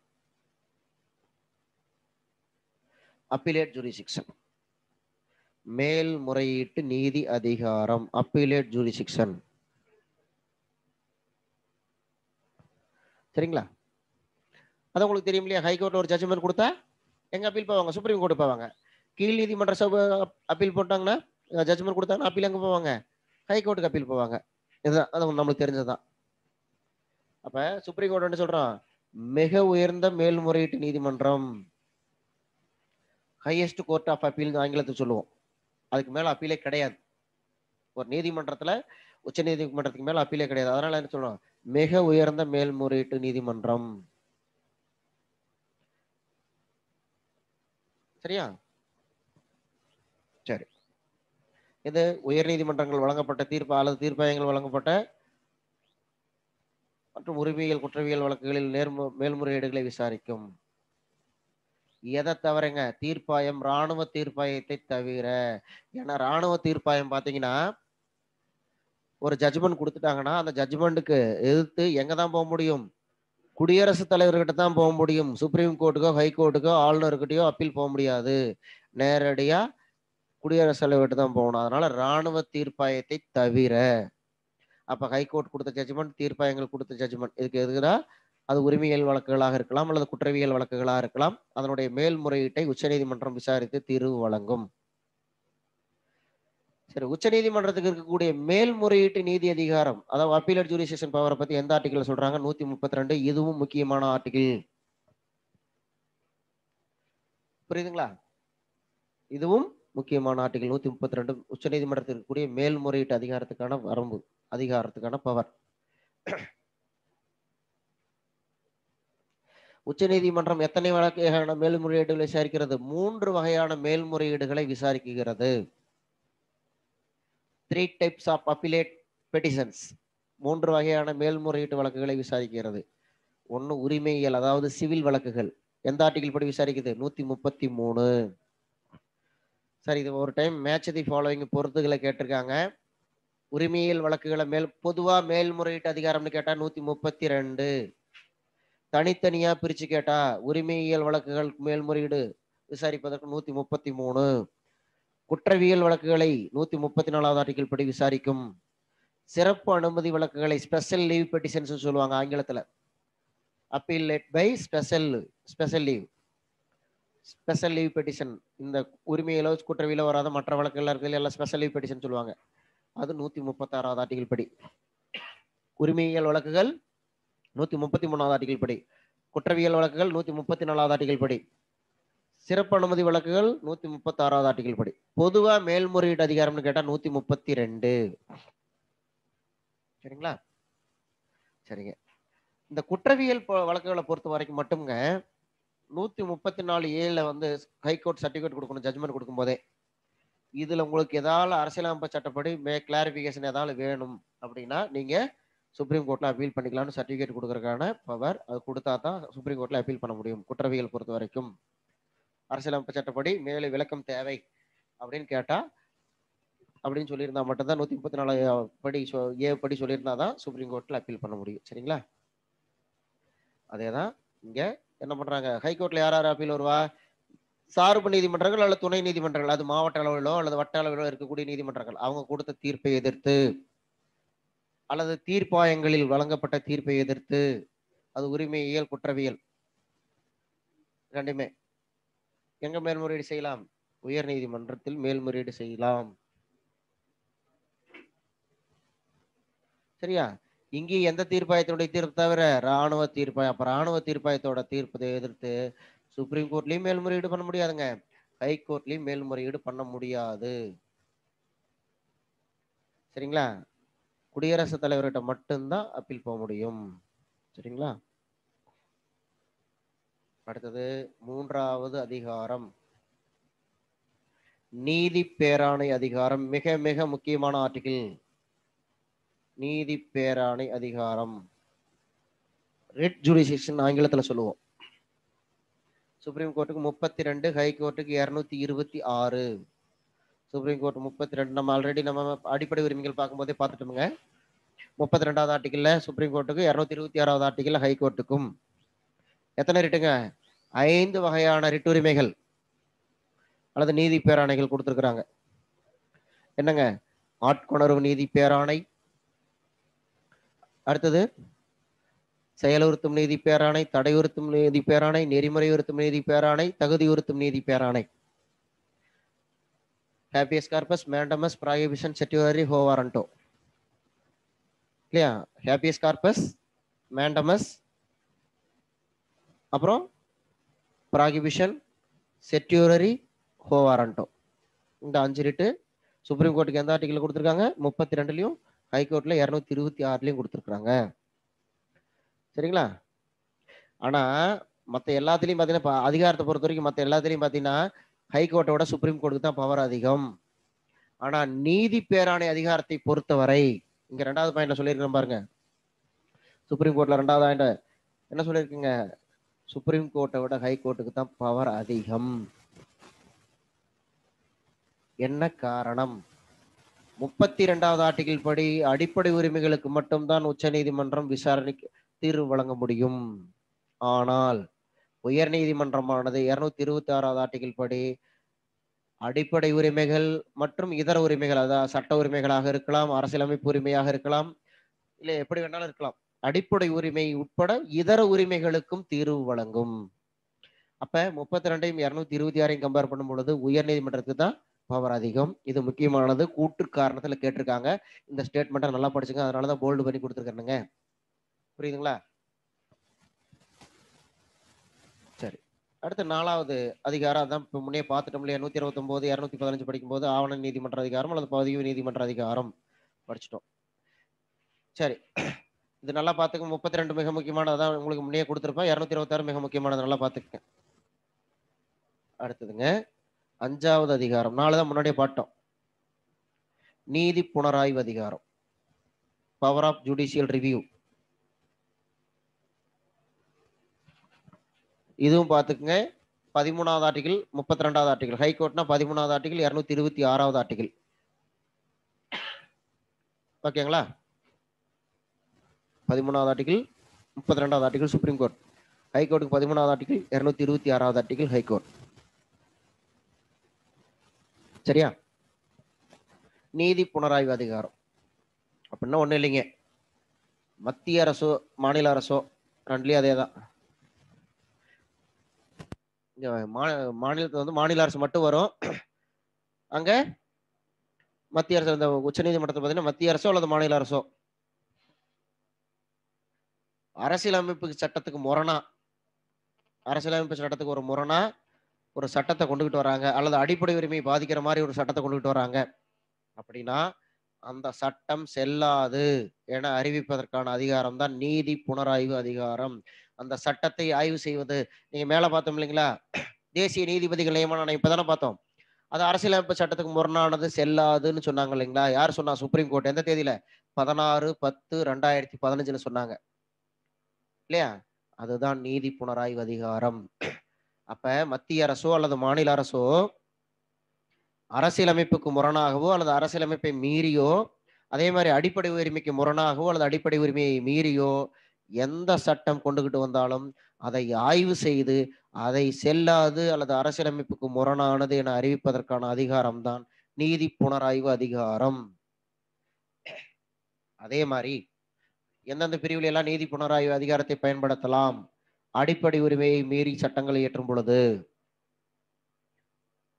அடுத்து மத்திய மாநில அரசுக்கு இடையே கூட்டாட்சி சமத்துவம் பாதிக்கப்படும் பொழுது, அல்லது அது கூட்டாட்சி சமத்துவத்துக்கு எதிராக சட்டங்கள் சிக்கல்கள் கொண்டு வரும் சட்டங்களை இயற்றும் பொழுது, அப்புறம் அரசியலமைப்பிற்கு முரணான சட்டங்களை கொண்டு வரும் பொழுது, இதில் எல்லாத்தையும் என்ன பண்ணலாம்? நீதி புனராய்வு அதிகாரத்தை செலுத்தலாம். அது மட்டும் இல்லாம அரசியலமைப்பு சட்டத்தில் எந்த விதமான சந்தேகங்கள் ஐயப்பாடுகள் இருந்தால் அதை தெளிவுபடுத்த வேண்டியதும் உச்சநீதிமன்றத்தினுடைய பொறுப்பு. நம்ம இப்ப சமீபத்தில் பார்த்தோம், ஆதார் வழக்கு அடிப்படை உரிமையை பாதிக்கிறதா இல்லையா தெளிவுபடுத்தியதார் உச்ச நீதிமன்றம். முன்னாடி எடுத்துக்கங்க, நம்ம முகவரை பார்க்கும்போதே பார்த்தோம் இல்லைங்களா? உச்ச நீதிமன்றம் நம்ம என்ன சொல்லுச்சு? முகவரை பார்ட்டா எடுத்துக்கலாமா வேண்டாமா, எடுத்துக்க முடியாதா? ஃபர்ஸ்ட் ஜட்ஜ்மெண்ட் பெருபாரி கேஸ்ல எடுத்துக்கலாம்னு சொன்னா எடுத்துக்க முடியாதுன்னு சொல்லிட்டாங்க. அதுக்கடுத்து கேசவானந்த பாரதி கேஸ்லயும் எல்ஐசி கேஸ்லயும் எடுத்துக்கலான்ட்டாங்க. அப்ப இந்த இடத்துக்கு தெளிவுபடுத்த வேண்டியது யாரு? உச்ச நீதிமன்றம். அப்ப இதுலயும் நீதி புனராய்வு அதிகாரத்தை பயன்படுத்தலாம். சரிங்களா? இதேதான் மாநிலத்திலையும் சொல்லியிருக்கிறேன். மாநில அரசு வந்து அரசியலமைப்பிற்கு முரணானவோ அடிப்படை உரிமை மீறி எந்த சட்டம் கொண்டுட்டு வந்தாலும் அது செல்லாது அப்படின்னு அறிவிக்கிறதுக்கான அதிகாரம். சரிங்களா? இந்த 5 அதிகாரங்களை மட்டும்தாங்க கம்பேர் பண்ண முடியும். மத்த 2 இங்கேயும் 6 7 கம்பேர் பண்ண முடியாது, இங்கேயும் 6 7 கம்பேர் பண்ண முடியாது. நான் தனித்தனியாவே நடத்திடுறேன். ஃபர்ஸ்ட் 5வது பார்ட்ல 6வது அதிகாரம் எடுத்துக்கங்க. ஆலோசனை நீதி அதிகாரம் 143வது ஆர்டிகிள் மிக முக்கியமானது. குடியரசுத் தலைவர் டாபிக்லயும் வரும். மிக மிக முக்கியமானது 143வது ஆர்டிகிள். குடியரசுத் தலைவர் சுப்ரீம் கோர்ட்ல ஆலோசனை கேட்பதற்கான அதிகாரம் சுப்ரீம் கோர்ட் டாபிக்லயும் வரும் 143 இல்லைங்களா? ஏன்னா ஆக்சுவலா அந்த ஆர்டிகிள் எங்க இருக்கு? சுப்ரீம் கோர்ட் டாபிக்ல தான் இருக்கு. அப்ப 143வது ஆர்டிகிள் படி குடியரசுத் தலைவர் வந்து என்ன பண்ணலாம்னா சுப்ரீம் கோர்ட் கிட்ட வந்து 2 வகையான ஆலோசனைகளை கேட்கலாம். சுப்ரீம் கோர்ட் கிட்ட 2 வகையான ஆலோசனைகளை கேட்கலாம். சரியா? 1, பொது முக்கியத்துவம் வாய்ந்த சட்டங்கள், பிரச்சனைகள் அல்லது தொடர்பான வழக்குகள், கருத்துக்கள். பொது முக்கியத்துவம் வாய்ந்த சட்டங்கள்ல ஒப்புதல் கொடுக்கலாமா? மசோதா வருது ஒப்புதல் கொடுக்கலாமா? வேண்டாமா? அந்த சட்டத்துல என்ன பிரச்சனை? இதெல்லாம் கேட்கலாம். இதுக்கு என்ன பண்ணலாம்னா, சுப்ரீம் கோர்ட் அட்வைஸ் பண்ணலாம், பண்ணாமயே ஆலோசனை வழங்கலாம், வழங்காமலும் இருக்கலாம். பிராக்கெட்ல குடுத்திருக்கும் பாருங்க. முதல் வகை ஆலோசனைக்கு வந்து சுப்ரீம் கோர்ட் ஆலோசனை வழங்கலாம், வழங்காமலும் இருக்கலாம். அடுத்து 2வது வகை ஆலோசனை. இந்திய அரசியலமைப்பு சட்டம் 26/1/1950ல நடைமுறைக்கு வந்துச்சு. 50ல நடைமுறைக்கு வர்றதுக்கு முன்னாடி ஏற்படுத்தப்பட்ட ஒப்பந்தங்கள், உடன்படிக்கைகள், சரிங்களா? பட்டயங்கள் இது சம்பந்தமான சந்தேகம் குடியரசுத் தலைவருக்கு வருது அப்படின்னா, உச்சநீதிமன்றம் கட்டாயமாக ஆலோசனை வழங்க வேண்டும். மறுக்க முடியாது. ஆனா முதல் வகை ஆலோசனைக்கு குடுக்கலாம், குடுக்காமயே இருக்கலாம். இந்த சுப்ரீம் கோர்ட் வந்து எந்த ஆர்டிகிள் படி ஆலோசனை குடுக்குதுனாலும் கேட்டாலும் சரி, அல்லது குடியரசுத் தலைவர் எந்த ஆர்டிகிள் படி ஆலோசனை கேட்கிறார்ன்னு கேட்டாலும் சரி, 2மே ஒண்ணுதான். 143வது ஆர்டிகிள் மிக முக்கியமானது. நீங்க குடியரசுத் தலைவர்களுடைய நீதி அதிகாரங்கள்ல பார்த்தீங்கன்னா இருக்கும். நீதி அதிகாரங்கள்ல இருக்கும். 143வது ஆர்டிகிள். சரியா? அடுத்து 7வது மற்ற அதிகாரங்கள். இது இந்த 6லயும் வராம மற்ற அதிகாரங்கள். அது என்னென்ன அதிகாரங்கள் அப்படின்னா, மத்திய அரசு பணியாளர் தேர்வாணையம் மற்றும் மாநில அரசு பணியாளர் தேர்வாணையம். தலைவர், உறுப்பினர்கள் தவறான நடத்தை அல்லது தகுதியின்மை காரணமா அவங்கள பதவி நீக்கம் செய்வது தொடர்பாக விசாரணை செய்யும் அமைப்பு எதுனா உச்சநீதிமன்றம். இதன்படிதான் என்ன பண்ணுவாரு? விசாரணை செய்து அறிக்கை வழங்கினா அவங்கள பதவி நீக்கம் செய்வதற்கான அதிகாரம் யாருக்கு இருக்குது? குடியரசுத் தலைவருக்கு. அப்ப அந்த விசாரணை நடத்துவதற்கு அதிகாரம் பெற்ற அமைப்பு உச்சநீதிமன்றம். அதே மாதிரி இந்தியாவுல இருக்கிற அத்தனை நீதிமன்றங்களையும், தீர்ப்பாயங்களையும் மேற்பார்வையிட்டு கண்காணிப்பது யாரு? உச்சநீதிமன்றம். இதெல்லாம் ஜெனரல் பாயிண்ட்ங்க. அதே மாரி குடியரசுத் தலைவர், துணை குடியரசுத் தலைவர் தேர்தல் வழக்குகளை விசாரிப்பது உச்சநீதிமன்றம். இங்க பார்த்தீங்கன்னா, சட்டமன்ற, நாடாளுமன்ற உறுப்பினர்கள் இங்க வந்துருச்சுங்களா? உயர்நீதிமன்றத்தில பாருங்க. உயர்நீதிமன்றத்தில ஃபர்ஸ்ட் அதிகாரத்தில பாருங்க. சட்டமன்ற, நாடாளுமன்ற மொத்தம் தேர்தல் ஆணையம் எத்தன தேர்தல் நடத்துது? 6 வகையான தேர்தல் நடத்துது. குடியரசுத் தலைவர், துணை குடியரசுத் தலைவர், நாடாளுமன்ற உறுப்பினர்கள 2, சட்டமன்ற உறுப்பினர் 2. இதுல சட்டமன்ற உறுப்பினர், நாடாளுமன்ற உறுப்பினர் தேர்தல பத்தி உயர்நீதிமன்றமே விசாரிக்கலாம். புரியுதுங்களா? ஆனா, குடியரசுத் தலைவர், துணை குடியரசுத் தலைவர் தேர்தல்ல அந்த தேர்தல் தொடர்பான பிரச்சனையை விசாரிப்பதற்கு எந்த ஆர்டிகிள்ல அதிகாரம் கொடுத்திருக்காங்கன்னா, 71வது ஆர்டிகிள்ல யார் தான் விசாரித்து தீர்வு வழங்க முடியும்? உச்சநீதிமன்றம். அப்புறம் என்ன பண்ணலாம்? ஒரு கேஸ வந்து ஒரு ஸ்டேட்ல இருந்து இன்னொரு ஸ்டேட்டுக்கு ஒரு கேஸ வந்து ஒரு ஸ்டேட்ல இருந்து இன்னொரு ஸ்டேட்டுக்கு மாத்துறதுக்கான பவர் யாருக்கு இருக்குது? அல்லது ஒரு ஹைகோர்ட்ல இருந்து இன்னொரு ஹைகோர்ட்டுக்கு, ஒரு ஸ்டேட்ல இருந்து இன்னொரு ஸ்டேட்டுக்கு, அல்லது ஒரு ஹைகோர்ட்ல இருந்து இன்னொரு ஹைகோர்ட்டுக்கு மாத்துறதுக்கான அதிகாரம் யாருகிட்ட இருக்குது? உச்சநீதிமன்றத்துக்கு. சரிங்களா? இதெல்லாம் உச்சநீதிமன்றத்துக்கு இருக்கக்கூடிய மற்ற அதிகாரங்கள். இந்த அதிகாரங்கள்ல எந்தெந்த ஆர்டிகிள் முக்கியமானது அப்படின்னா,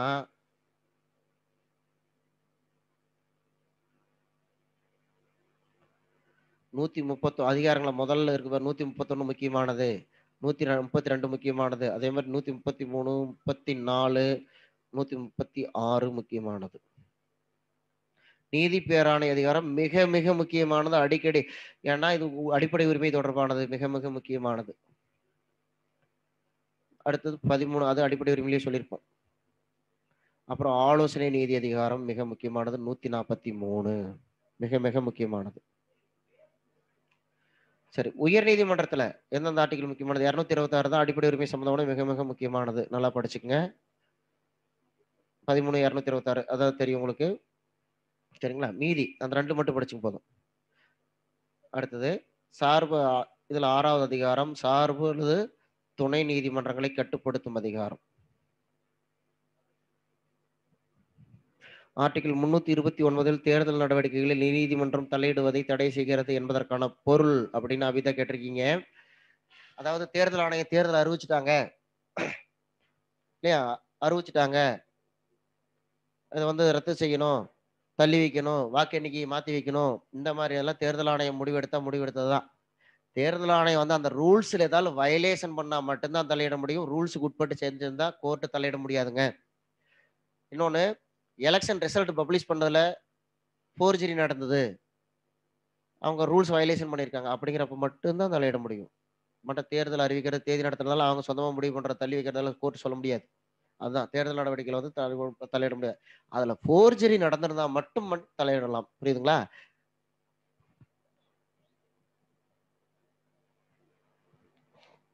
சரிங்க. உயர்நீதிமன்றத்துல 200 சரி 6வது அதிகாரம் சார்பு அல்லது துணை நீதிமன்றங்களை கட்டுப்படுத்தும் அதிகாரம்.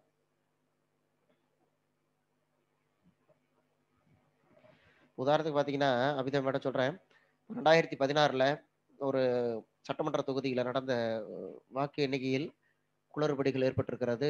அதன் அடிப்படையில் ரிசல்ட் அதாவது வெற்றி வாய்ப்பு மாத்தி சொல்லியிருக்கிறாங்க அப்படின்னு உயர்நீதிமன்றத்துல வழக்கு போட்டாங்க. வழக்கு போட்டு அது இன்னுமே நிலுவையில இருக்குது. 2016 குறிப்பிட்ட அந்த நபர் தற்பொழுது அவர் வந்து சட்டமன்ற உறுப்பினராகவே இந்த தேர்தலில் வெற்றி பெற்று விட்டார். ஆனால் இதுவரை அதற்கான தேர்தல் முடிவு அந்த அந்த அதற்கான தீர்ப்பும் இன்னும் நீதிமன்றத்தால் வழங்கப்படவில்லை. சரிங்களா? அந்த மாதிரி சிக்கல்கள் இருக்கும் பொழுது தீர்வு வழங்குவதற்கான அதிகாரம் யாருக்கு இருக்குதுன்னா கோர்ட்டுக்கு தான் இருக்கு.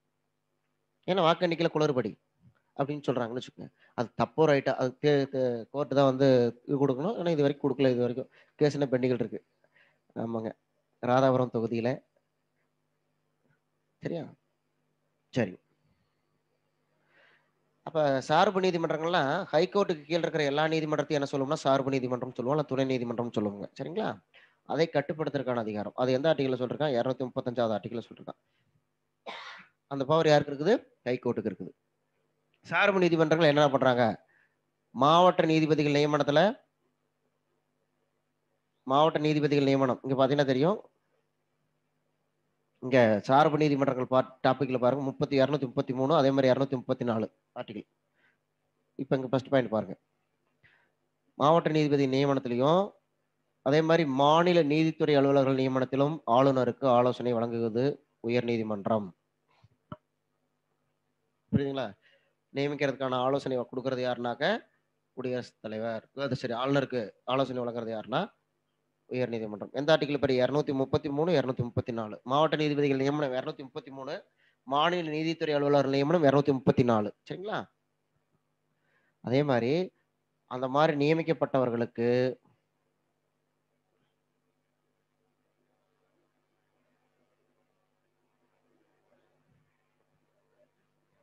அந்த மாதிரி நியமிக்கப்பட்டவர்களுக்கு பதவி உயர்வு கொடுக்கறதும் சுப்ரீம் கோர்ட்டு தான். சரி ஹைகோர்ட்டு தான். சாரி ஹைகோர்ட்டு தான். லீவ் சாங்ஷன் பண்றது விடுப்பு வழங்குறது ஹைகோர்ட்டு தான். அவங்க மேல அந்த நீதிபதிகள் மேல ஒழுங்கு நடவடிக்கை மேற்கொள்றது ஹைகோர்ட்டு தான். ஒரு ஹைகோர்ட்ல இருந்து சரி ஒரு சார்பு நீதிமன்றத்திலிருந்து இன்னொரு சார்பு நீதிமன்றத்துக்கு மாற்றுறதும் ஜட்ஜை மாத்துறதும் ஹைகோர்ட்டு தான். அதே மாதிரி ஒரு சார்பு நீதிமன்றத்திலிருந்து மற்றொரு சார்பு நீதிமன்றத்துக்கு கேஸை மாத்துறதுக்கும் யாருக்கு பவர் இருக்கு? ஹைகோர்ட்டு. ஜட்ஜை மாத்துறதுக்கும் கேஸை மாத்துற இந்த ஸ்டேட் ஹைகோர்ட்டு தான் பவர் இருக்கு. ஒரு டிஸ்ட்ரிக்ட்ல இருந்து இன்னொரு டிஸ்ட்ரிக்ட் மாத்துறது, ஒரு டிஸ்ட்ரிக்ட் கோர்ட் ஒரு டிஸ்ட்ரிக்ட்குள்ளேயே இந்த கோர்ட்ல இருந்து அந்த கோர்ட்டுக்கு மாத்துறது, இந்த மாதிரியான பவர் எல்லாம் யாருக்கு இருக்குது? ஹைகோர்ட்டுக்கு இருக்குது. இதுதான் சார்பு நீதிமன்றம் தொடர்பாக ஹைகோர்ட்டுக்கு இருக்கக்கூடிய அதிகாரம். அடுத்து கண்காணிப்பு நீதி அதிகாரம். Supervising power. Supervisory jurisdiction. Supreme court பாத்தீங்கன்னா நீதி வழங்குதல் பணிகள் மட்டும்தான் பண்றாங்க. ஹைகோர்ட் பாத்தீங்கன்னா உயர்நீதிமன்றம் நீதி வழங்குதல் மற்றும் நிர்வாக பணி ரெண்டையுமே பாக்குது. சரிங்களா? Judicial function and administrative function ரெண்டையுமே பார்க்கறது யாரு? ஹைகோர்ட். சுப்ரீம் கோர்ட் என்னங்க? நீதி வழங்குதல் மட்டும்தான் பார்க்கறாங்க. நிர்வாக பணிகளை பார்ப்பதில்லை. அதே மாதிரி மாநிலத்தில் உள்ள எல்லா நீதிமன்றங்களும் தீர்ப்பாயங்களையும் மேற்பார்வையிட்டு கண்காணிக்க. எதாவது தவறீங்க? ராணுவ தீர்ப்பாயம் தவிர. சரிங்களா? அதே மாதிரி சுப்ரீம் கோர்ட் ராணுவ தீர்ப்பாயத்தை தவிர மற்ற தீர்ப்பாயங்களை தான் நாடு முழுவதும் கண்காணிக்கும். புரியுங்களா? அதே மாதிரி சார்பு நீதிமன்றங்களுக்கான விதிகள் விதிமுறைகளை உருவாக்குவது யாரு? ஹைகோர்ட்டு. சரிங்களா? இந்த கடைசி 2 அதிகாரங்கள் பார்த்தீங்கன்னா, உச்சநீதிமன்றம், உயர்நீதிமன்றம் கம்பேர் பண்ண முடியாதுங்க. மீதி 5 அதிகாரங்களும் உச்சநீதிமன்றம், உயர்நீதிமன்றம் கம்பேர் பண்ணிக்கலாம். சரியா? சரிங்க. கலை கேட்டிருக்கீங்க. ராஜ்யசபா மெம்பர் ஸ்டேட் 229 யூனியன் பிரதேசம். ஆமா 229 + 4 33. சரிங்களா? ராஜ்யசபா யூனியன் பிரதேசத்துக்கு ஜம்மு காஷ்மீருக்கான இது கேட்டிருக்கிறீங்க. சரிங்களா? ஜம்மு காஷ்மீருக்கு வந்து ராஜ்யசபா உறுப்பினர் எண்ணிக்கை பார்த்தீங்க அப்படின்னாக்க 4. சரியா? அப்ப மாநிலத்துல 4 குறைஞ்சிரும், யூனியன் பிரதேசத்துல 4 சேர்ந்துக்கும். அவ்வளவுதான், வேற ஒண்ணும் இல்ல. முன்ன யூனியன் பிரதேசத்துல வந்து 4 இருந்ததுங்க. பிளஸ் 4 சேர்த்திக்கணும், 8. அதான் இருக்கும்ல, உங்களுக்கு இருக்குல்ல மெட்டீரியல்ல கடைசி பக்கத்துல அதுதான் இருக்கும். மெட்டீரியல்ல கடைசி பக்கத்துல இதுதான் இருக்கும். மாநிலம் மற்றும் யூனியன் பிரதேசங்களுக்கு வந்து மக்களவை, மாநிலங்களவை, சட்டப்பேரவை, மேலவை உறுப்பினர்களுக்கான எண்ணிக்கை கொடுத்திருப்பாங்க. சரியா? இன்னும் 2 டாபிக் தான் இருக்கு சார். 2 டாபிக், அப்புறம் யூனியன் பிரதேசங்கள் இருக்கு. சரியா? அவ்வளவுதான், அடுத்த கிளாஸ்ல முடிச்சிடலாம். முடிச்சுட்டு அதை ரிவிஷன் தான் பார்க்கணும். சார் எவ்வளவு முடிச்சிருக்காருன்னு தெரியல. கான்ஸ்டியூஷன் 2 சார் முடிச்சிருப்பாருன்னு நினைக்கிறேன். உங்களுக்கு எல்லாமே முடிச்சிட்டாரான்னு தெரியல. முடிச்சிருப்பாருன்னு நினைக்கிறேன். பார்த்துக்கலாம். சரியா?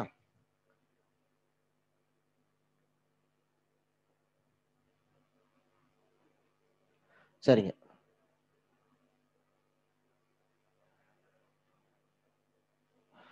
டாபிக் வைஸ் டெஸ்ட் எங்கன்னு கேட்டிருக்கீங்க. அவ்வளோ ஸ்கூல் புக் கிட்டத்தட்ட 9வது வந்தாச்சு, 10வது இருக்கு. 10வது முடிச்ச உடனே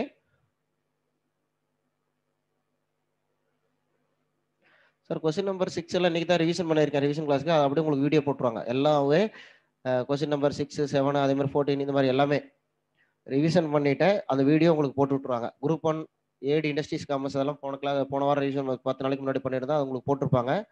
இன்னைக்கு வந்து கொஸ்டின் நம்பர் 3, 6 இதெல்லாம் ரிவிஷன் பண்ணியிருக்கேன். அது உங்களுக்கு போட்டுருவாங்க.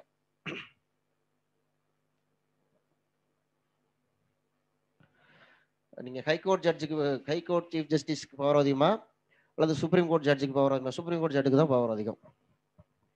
ஏன்னா ஹைகோர்ட்ல சீஃப் ஜஸ்டிஸா இருந்து சீனியாரிட்டியில தான் வந்து சுப்ரீம் கோர்ட் ஜட்ஜா போறாங்க ப்ரொமோஷன்ல. புரியுதுங்களா? சரிங்க. நான் அந்த இதுல ஒரு டாபிக், அதுல ஒரு டாபிக் இருக்கு. 5ல ஒரு டாபிக் இருக்கு. 5ல வந்து சிஏஜி இருக்கு. அவ்வளவுதாங்க. இதுக்கு மேல கம்பேரிசன் வந்து இதுக்கு மேல பண்ண முடியாதுங்க. அவ்வளவுதான். சிஏஜி தனி, சார்பு துணை நீதிமன்றங்கள் தனி. சரிங்களா? கொஸ்டின் பேப்பருக்கு டீடைல்டு கீ தாங்க. கொஸ்டின் பேப்பர் எடுத்து வச்சு டீடைல்டு கீ கேட்டிருக்கீங்க. டீடைல்டு கீ என்னன்னா கொஸ்டின் பேப்பர் எடுத்து வச்சு என்ன பண்ண போறோம்? ரிவிஷன் பண்ணும்போது நீங்க வீடியோவா உங்களுக்கு போட்டுருவாங்க. சரியா? மாநிலம் முழுவதும் முழு ஊரடங்கு மாநில நெருக்கடியில் வராதுங்க. தேசிய பேரிடர் மேலாண்மை சட்டம் 2005 படி. புரியுதுங்களா? நெருக்கடி காலம், அதாவது நெருக்கடி காலம் மீன்ஸ் இது எமர்ஜென்சி இல்ல. புரியுதுங்களா? இது தேசிய பேரிடர் மேலாண்மை சட்டம் 2005 படி போட்டிருக்காங்க. சரிங்க. உங்களுக்கான வாய்ப்புகள் படிப்பதற்கான கால அவகாசம் ரொம்ப நிறைய இருக்கு. ஏன்னா இந்த 25 நாட்கள் 25ஆம் தேதி வரைக்கும் இருக்கு. மேக்சிமம் இந்த எல்லாம் லாக்டவுன் ஃபுல் லாக்டவுன்லாம் முடிஞ்ச பிற்பாடு தான் நோட்டிஃபிகேஷன் வரக்கான வாய்ப்புகள் இருக்கு. அதனால நீங்க என்ன பண்றீங்கன்னா, இந்த இதுல உங்களுக்கு எந்த டிஸ்டர்பன்ஸ் இருக்காது. டிவி பார்த்துக்கிட்டு, சரிங்களா, டைம் வேஸ்ட் பண்ணாதீங்க. சரிங்களா? ஸ்கூல் புக் பேக் சின்னதாக சிலபஸ் முடிச்சோடனே பண்ண போறேன். அதனால ஒன்றும் பயப்படாதீங்க. சரியா? அப்ப நீங்க என்ன பண்ண போறீங்க? முழு நேரம் படிக்கிறதுக்காக மட்டும் பயன்படுத்துங்க இந்த முழு ஊரடங்கு காலத்தை. இதுக்கு வந்து என்டர்டைன்மெண்ட்டுக்காகவும், வீட்டில் வந்து நிறைய எல்லாருமே ஃபேமிலி மெம்பர்ஸ் எல்லாருமே இருப்பாங்க, வீட்டில் இருப்பாங்க. அதனால அவங்க கூட டைம் ஸ்பெண்ட் பண்ணணும் இல்லையா? இருப்பாங்க. கொஞ்ச நேரம் அவ்வளோதான். மீதி நம்ம படிக்கிறதுக்கு மட்டுமே கான்சன்ட்ரேஷன் பண்ணுங்க. அருமையான வாய்ப்புகள் நிறைய இருக்குது. நல்லா யூட்டிலைஸ் பண்ணிக்கங்க.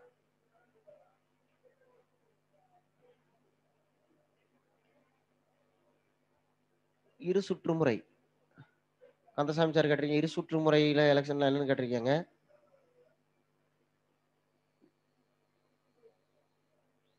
பேரிடர் மேலாண்மை சட்டம் 2005. சரிங்க சார். இந்த ஒரு டாபிக் தான் இருக்குது. அடுத்த கிளாஸ்ல பார்த்துக்கலாமுங்க. நீங்க டவுட் இருந்தா கேளுங்க. ஹேண்ட் ரைஸ் பண்ணுங்க, நான் ஆன்சர் பண்றேன். சார் சாட்ல கட் பண்ணிக்க. இப்போ நான் இதுலயே கேளுங்க.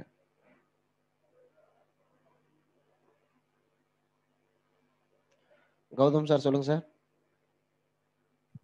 சார் வணக்கம் சார். வணக்கம் சார், சொல்லுங்க சார். கொராடாம் மீன்ஸ் ஒரு நிமிஷம் சார். சார், அரசு தலைமை கொறாடாவாக கோ செலியன் அவர்கள் நியமனம் செய்தார். காலையில பேப்பர்ல போட்டிருந்தாங்க சார். ஆமாங்க. கொறாடாங்கிறவர் ஒவ்வொரு கட்சிக்கும் உறுப்பினர்களை கட்டுப்படுத்துறவர் தாங்க சார். ஆமாங்க. இப்ப இந்த அரசு தலைமை அரசு தலைமை கொறாடாங்கிறது அப்படின்னு என்னன்னா, ஆளுங்கட்சி என்பது அரசு. அப்ப ஆளுங்கட்சி சட்டமன்ற உறுப்பினர்களை கட்டுப்படுத்துவது, ஒழுங்குபடுத்துறது அவரோட வேலை. மத்த கட்சி உறுப்பினரை கட்டுப்படுத்தணும். ஆளுங்கட்சி சட்டமன்ற உறுப்பினர்களை ஒழுங்குபடுத்துறது, கட்டுப்படுத்துறது. அதான் அரசு கொறடா. ஓகேங்க சார். அந்த டவுட் தான் சார் இருந்துச்சு. சரிங்க சார், சரிங்க சார், சரிங்க. Okay sir. Kandasamy sir. Kandasamy G. Hello sir. Sir வணக்கம், சொல்லுங்க சார்.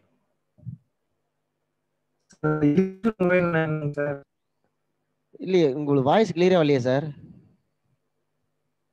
சார் இரு சுற்று முறை அப்படின்னு என்னங்க சார்? இங்கிலீஷ்ல சொல்லுங்க, தமிழ் எனக்கு புரியலையே. சார் இரு சுற்றுமுறை, இரு சுற்றுமுறை அதுதாங்க, அது இங்கிலீஷ்ல வேணா சொல்லுங்க. சரி, நான் நெக்ஸ்ட் கிளாஸ் வேணா தமிழ்ல அதை பார்த்துட்டு வரேன். தமிழ்ல எனக்கு தெரியல, வேணா நான் பார்க்குறேன், தமிழ்ல சர்ச் பண்ணி பார்த்து சொல்றேன். சரிங்களா? ஓகேவா சார்? சார் இன்னொரு டைம் எனக்கு வாய்ப்பு பார்த்துட்டு சொல்றேங்க சார். புரியல சார். இங்கிலீஷ் பாட்டு வந்துடுறேன். சரிங்க, சொல்லுங்க சார். அடுத்து நான் சரிங்க, நான் அடுத்த கிளாஸ்ல கேளுங்க, நான் பாட்டு சொல்றேன். சரிங்களா? ஓகேங்க. ஓகே சார், ஓகே, சரிங்க சார், சரிங்க சார்.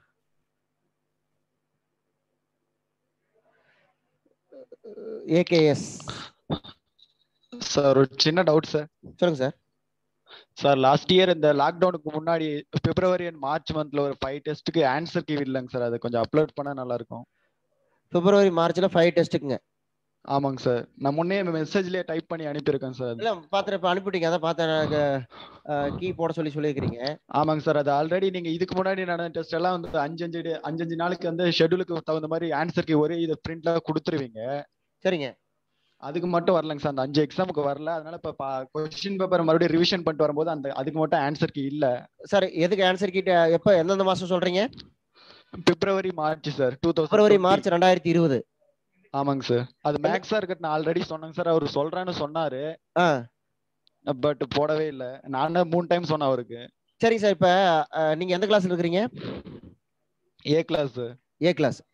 சரிங்க சார், போட்டு விட்ற சொல்றேன் சார். நான் 7ல இருந்து F வரைக்கும் நான் போட சொல்லிடுறேன் சார் கிட்ட. ஓகேங்க சார். ஓகேங்க சார், இன்னொரு சின்ன டவுட் சார். அதனால சார் இருந்தாரு, சாருக்கு முன்னாடி அவர் பக்கத்துல தான் இருக்காரு, நான் சொல்லிட்டேன், ஒன்றும் பிரச்சனை இல்லை, போட சொல்லிடுறேன். ஓகேங்க சார். ஒரு 2 நாளுக்குள்ள போடுவாங்க. ஓகேங்க சார், இன்னொரு டவுட் சார். சொல்லுங்க சார். சார், இந்த மராத்தி லாங்குவேஜ்க்கு அந்த 16% ரிசர்வேஷனை கேன்சல் பண்ணாங்கல்லங்க சார். ஆமாங்க, அதை பத்தி சொல்லுங்க சார். அதாவது என்னன்னா, பார்லிமெண்ட்ல அப்ரூவல் வாங்கின பிற்பாடு தான் கொடுக்கணுங்க. ஓகேங்க சார். நம்மளது பாத்தீங்கன்னா இப்ப தமிழ்நாட்டுல வந்து இடஒதுக்கீடு கொடுத்து அது பாராளுமன்ற ஒப்புதலுக்கு போயிருச்சு. ஆமாங்க சார், 94ல. இல்லைங்க, இப்ப ஓகேங்க சார் கொடுத்தாங்க பாருங்க. ஆமாங்க சார். அதெல்லாம் வந்து பாராளுமன்றத்துக்கு போய் குடியரசுத் தலைவர் ரிசர்வேஷன் பொறுத்த வரைக்கும் மத்திய அரசு தான் முடிவு பண்ண முடியும். சட்டமன்றத்தில் பாஸ் பண்ணி நாடாளுமன்றத்தில் தான் நிறைவேறினாதான் அது இடஒதுக்கீடு நடைமுறை வர முடியும். ஓகேங்க சார். அதுல என்ன பண்ணாங்கன்னா, அதுல ஏதோ ரூல்ஸ் வயலேஷன் பண்ணிருக்காங்க, அதனால சுப்ரீம் கோர்ட் செல்லாதுன்னு இருக்காங்க. முறைப்படி பாராளுமன்றத்தில் சட்டம் இங்க பாஸ் பண்ணி அதுக்கப்புறம் பாராளுமன்றம் ஏத்துக்கணும். ஓகேங்க சார். சரிங்க சார், சரிங்க சார், சரிங்க சார். இன்னொரு டவுட் சார். சொல்லுங்க சார், ஒன்றும் பிரச்சனை. அந்த மேற்கு வங்கத்துல இப்ப மம்தா பானர்ஜி தோத்துட்டாங்கல்ல? ஆமா. இருந்தாலும் அவங்க சிஎம்மா இருக்கிறாங்க, பட் 6 மாசத்துக்குள்ள அவங்க பெரும்பான்மை நிரூபிக்கணும் இல்லைங்க சார்? அதுக்கான ப்ரொசீஜர்ஸ் பத்தி 6 மாசத்துக்குள்ள அவர் ஏதாவது இந்த 6 மாசத்துக்குள்ள வந்து எம்எல்ஏ ஆகணும் அவங்க. ஓகேங்க சார். யாரையும் ஒருத்தர் ராஜினாமா பண்ண சொல்லி அதுல அந்த தொகுதியில் நின்று ஜெயிச்சிருவாங்க. சரிங்க சார், சரிங்க சார். அதாங்க சார் டவுட்டா இருந்துச்சு. 6 மாசத்துக்குள்ள எம்எல்ஏ ஆனா போதும். அப்ப 6 மாசம்னா யாரே ஒரு எம்எல்ஏல சார் அந்த எலெக்ஷன்ல தோத்துட்டா சார்? அந்த எலெக்ஷன்ல தோத்துட்டா அப்புறம் போக வேண்டியதான். 6 மாசத்துக்குள்ள ஆயிரணும். அந்த எலெக்ஷன்ல தோத்துட்டாங்க அப்படின்னா ஆக முடியாதா? ஆமா, மறுபடியும் கொஞ்ச நாள் கழிச்சு மறுபடியும் போட்டிட்டு எப்படி வேணும் வந்ததான். அது வரைக்கும் மறுபடியும் வேறவங்களும் சிஎம் வேறவங்களை கொடுத்து தான் போகணும். அந்த எலெக்ஷன்ல தோத்து போயிட்டா 6 மாசத்துக்குள்ள எம்எல்ஏ ஆகணும். அப்ப அந்த எலெக்ஷன் தோத்து போயிட்டாங்க அப்படின்னா அவங்க சிஎம் போஸ்ட் போயிடும். வேற யாராலும் இருந்து மறுபடியும் வேற யாரால அதுக்கப்புறம் வேற யாரையால சிஎம்மா நியமிச்சு விட்டு அதுக்கப்புறம் தான் வந்து வேற எலெக்ஷன்ல போட்டிடணும். சரிங்க சார், சரிங்க சார். சரிங்க சார், சரிங்க sir. Thanks sir. Okay sir, thank you sir. அந்த क्वेश्चन பேப்பர் மட்டும் அந்த கீ மட்டும் அப்லோட் பண்ணுங்க சார். அவர் சார்ட்ட நீங்க இருக்கும்போது நான் சார்ட்டே சொன்னேன், நான் போட சொல்லிடுறேன். நானும் 2-3 டைம் ஞாபகப்படுத்துறேன். அதிகபட்சம் ஒரு 2 நாள்ல பண்ணிடுவாங்க. சரிங்களா? ஓகேங்க sir. Okay sir. Thanks sir. சரிங்க. ஓகே தேங்க்ஸ்ங்க சார். சரிங்க சார். எல்லாத்துக்குமே வந்து பார்த்தீங்க அப்படின்னா, இன்னும் ஒரே ஒரு டாபிக் இதில ஒரு டாபிக் இருக்கு. அதில ஒரு டாபிக் இருக்கு. அது மாரி கலை மேடம் கேட்டிருக்கீங்க. ஆர்டிகிள் வந்து எப்படி ஞாபகம் வச்சுக்கலாம்னு கேட்டிருக்கீங்க. ஆர்டிகிள் வந்து பார்த்தீங்கன்னா, நீங்க கம்பேர் பண்ணி சொன்னேன் இல்லைங்களா? கம்பேர் பண்ண மாரி தான் ஞாபகம் வச்சுக்கணும். சரிங்களா? கம்பேர் பண்ணி படிச்சீங்கன்னா மட்டும் தான் நம்ம ஞாபகம் வச்சுக்க முடியும். உதாரணத்துக்கு பார்த்தீங்கன்னா, இப்ப பார்த்தோம் இல்லைங்களா? ஆ உச்சநீதிமன்றத்தினுடைய சம்பளம் 125. உயர்நீதிமன்ற நீதிபதிகள் சம்பளம் 221. இப்படி கம்பேர் பண்ணி படிக்கணும். சரிங்களா? அப்புறம் உச்சநீதிமன்றத்தில தற்காலிக தலைமை நீதிபதி 126, உயர்நீதிமன்றம்னா 223. தற்காலிக நீதிபதிகள்லாம் சுப்ரீம் கோர்ட் வந்து 127, இங்க 224. ஓய்வு பெற்ற நீதிபதிகள் அப்படின்னாக்க, இங்க 128, இங்க 224 ஏ. இந்த மாரி தான் கம்பேர் பண்ணி படிக்கணும். இந்த 5வது பார்ட்ட பொறுத்தவரைக்கும், 6வது பார்ட்ட பொறுத்தவரைக்கும் ஆர்டிகிள் ஞாபகம் வச்சுக்கணும்னா கம்பேர் பண்ணி படிச்சுங்க. அதே மாரி சார் கான்ஸ்டிடியூஷன் 2 நடத்தியிருப்பாரு. அதில பார்த்தீங்கன்னா, உள்ளாட்சி அமைப்புகள், நகராட்சி அமைப்புகள், பஞ்சாயத்து அமைப்புகள் கம்பேர் பண்ணி ஆர்டிகிள் நானு மெட்டீரியல கம்பேர் பண்ணியே குடுத்துருப்பேன். அந்த மாரி கம்பேர் பண்ணதுல முக்கியமான ஆர்டிகிள் சார் சொல்லியிருப்பாரு. அந்த கம்பேர் பண்ண ஆர்டிகிள் கம்பேர் பண்ணி படிச்சுக்கங்க. சரி. அதில பார்த்தீங்கன்னா, உதாரணத்துக்கு 243 கே அப்படின்னா பஞ்சாயத்து தேர்தல். 243 இஜட்-ஏர்னா நகராட்சி அமைப்புகளின் தேர்தல். அப்படி கம்பேர் பண்ணி படிச்சுக்கோணுங்க. அந்த மாரி கம்பேர் பண்ணி படிச்சுக்கங்க. சரிங்களா? சரிங்க. ஜெயலட்சுமி கேட்டிருக்கீங்க. ஜெயலட்சுமி மேடம். கொலிஜியம் அப்படின்னு என்னன்னா, கொலிஜியம் அப்படிங்கிறதுங்க உச்சநீதிமன்ற நீதிபதிகளை நியமிப்பதற்கும், தலைமை நீதி தலைமை நீதிபதி இல்ல. தலைமை நீதிபதி தவிர மத்தவங்களுக்கு. உச்சநீதிமன்ற நீதிபதிகளை நியமிப்பதற்கும், உயர்நீதிமன்ற தலைமை நீதிபதி நியமிப்பதற்கும், உயர்நீதிமன்ற மற்ற நீதிபதிகளை நியமிப்பதற்கும் புரியுதுங்களா? யார் யாரு? உச்சநீதிமன்ற நீதிபதிகள், உயர்நீதிமன்ற தலைமை நீதிபதிகள், உயர்நீதிமன்ற மற்ற நீதிபதிகள் இவங்கள எல்லாத்தையும் நியமிப்பதற்கு யார நியமிக்குங்கிறதுக்கான குடியரசுத் தலைவர் பரிந்துரை. குடியரசுத் தலைவருக்கு பரிந்துரை செய்வது. அதே மாரி ஒரு உயர்நீதிமன்றத்திலிருந்து மற்றொரு உயர்நீதிமன்றத்திற்கு நீதிபதிகளை பணிமாற்றம் செய்வதற்கு குடியரசுத் தலைவருக்கு பரிந்துரை செய்வது கொலிஜியம். இந்த கொலிஜியத்தினுடைய தலைவர் உச்சநீதிமன்ற தலைமை நீதிபதி, அதாவது இந்திய தலைமை நீதிபதி. புரியுதுங்களா? கொலிஜியில அது இல்லாம தலைமை நீதிபதி தான் தலைவர். அது இல்லாம ஒரு 2, 3 உச்சநீதிமன்ற மூத்த நீதிபதிகள் இருப்பாங்க. சரிங்களா? சரிங்க.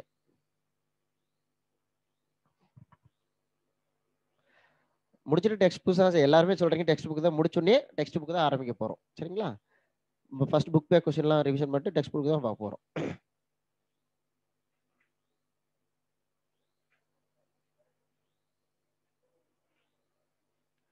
இயர்லாம் பார்த்தீங்கன்னா எப்படி ஞாபகம் வச்சுக்கிறேன்னு கேட்டிருக்கீங்க. இயர் பார்த்தீங்க அப்படின்னா ஒரே வருஷத்துல என்னென்ன நடந்திருக்குது அப்படிங்கிறத அப்படி வச்சு தான் ஞாபகம் வச்சுக்கணும். உதாரணத்துக்கு 1919. 1919ல என்ன நடந்தது? மாண்டேகு செம்ஸ்போர்ட் சட்டம் கொண்டுகிட்டு வந்தாங்க. அப்புறம் பார்த்தீங்க அப்படின்னா இங்க ரவுலட் சட்டம் கொண்டுகிட்டு வந்தாங்க. அப்புறம் ஜாலியன் வாலாபாக் படுகொலை நடந்தது. இந்த மாதிரி எல்லாம் ஒரே வருஷத்துல என்னென்ன நடந்ததுன்னு குரோனாலஜிக்கலா கால வரிசைப்படி ஞாபகம் வச்சுக்கிட்டீங்கன்னா மட்டும்தான் இது பண்ண முடியுங்க. சரிங்களா?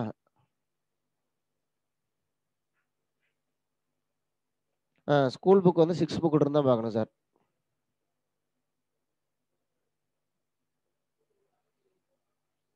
சார் ரவி சார் சொல்லுங்க சார். Hello sir. சார் வணக்கம் சொல்லுங்க சார். சார் வணக்கம் சார். சார் இப்போ எனக்கு டவுட் சார். இப்போ முதல்வர் வந்து நேரடி தேர்தலில் வருவார் சார், மறைமுக தேர்தல் வருவாராங்க சார்? முதல்வர் நேரடி தேர்தல், மறைமுக தேர்தலுங்களா? ஆமா. அவர் வந்து முதல்வர் வந்து நேரடி தேர்தலில் முதல்வர்லாம் நேரடி நியமனம், தேர்தல் கிடையாது. முதல்வர் நியமனம். நியமனம். ஆளுநரால் நியமிக்கப்படுவார். Okay okay sir. அத பெரும்பான்மை கட்சி தலைவரை பெரும்பான்மை கட்சி தலைவர் எங்களுக்கு இவர்தான் தலைவர்னு சொல்லுவாங்க. எம்எல்ஏக்கெல்லாம் சேர்ந்து அவரை ஆளுநர் முதல்வரா நியமிப்பார். Okay okay sir. தேர்தலில் வர மாட்டார். சரிங்க சார். தேர்தலில் வராது. Okay thanks. Okay thank you sir. Kandasamy sir மறுபடியும் கேட்டிருக்கீங்க. சொல்லுங்க சார்.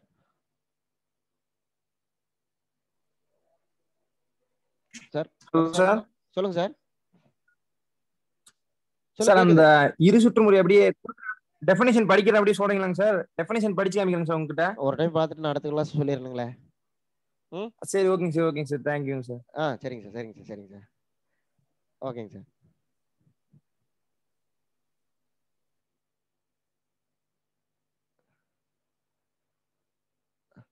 சார் 11th 12th எல்லாம் படிக்கணுமான்னு கேட்டிருக்கீங்க. 11th புக்கில் நான் இம்பார்ட்டன்ட் பூரா கொடுத்துறேன். இம்பார்ட்டன்ட்லாம் இருக்கிறது பயன் கொடுத்துறேன். 11th புக்கு வளன்னு நிறையா இருக்குங்க. 11th புக் வந்து நீங்கள் படிக்க வேண்டாமுங்க. 12th புக்கில் ஃபர்ஸ்ட் வேல்யூ படிங்க. 12th புக்கில் ஃபர்ஸ்ட் வேல்யூ படிங்க. 11th வந்து வேண்டாம். நான் முக்கியமான பயனில் எடுத்து உங்களுக்கு கொடுத்துற ரிவிஷன் பண்ணிக்கலாம். 12th புக்கில் ஃபர்ஸ்ட் வேல்யூ மட்டும் படிங்க. அதுதான் ஃபுல்லாக வந்து நல்லாயிருக்கும். செகண்ட் வேல்யூவில் பார்த்தீங்கன்னா ஹிஸ்ட்ரி இதெல்லாம் கலந்து வரும். கொஞ்சம் அந்த ஜிகே ஓரியன்டெல்லாம் வரும். சர்வதேச அமைப்புகள் இதெல்லாம் வரும். சரிங்களா? ஃபர்ஸ்ட் வேல்யூ தான் கான்ஸ்டியூஷன். 12th புக்கும் நான் பார்த்துக்கேன். 12th புக்கும் சரி, அதே மாதிரி 10th புக்கும் சரி, ஃபர்ஸ்ட் வேல்யூ. சரிங்களா? சரிங்க. இது வரைக்கும் சேட்லேயும் சரி, அதே மாதிரி ஆடியோலையும் சரி கேட்டால் எல்லாத்துக்குமே நான் டவுட்டு மேக்ஸிமம் கிளியர் பண்ணிட்டேன். அந்த இரு சுற்று முறையை மட்டும் கந்தசாமி சார் கேட்டது கிளியர் பண்ணணும். அடுத்த கிளாஸில் கந்தசாமி சார் கண்டிப்பாக ஞாபகப்படுத்துங்க. கண்டிப்பாக நான் உங்களுக்கு கிளியர் பண்ணி விட்டுறேன். சரிங்களா? ஓகே சார், எல்லாத்துக்கும் நன்றி.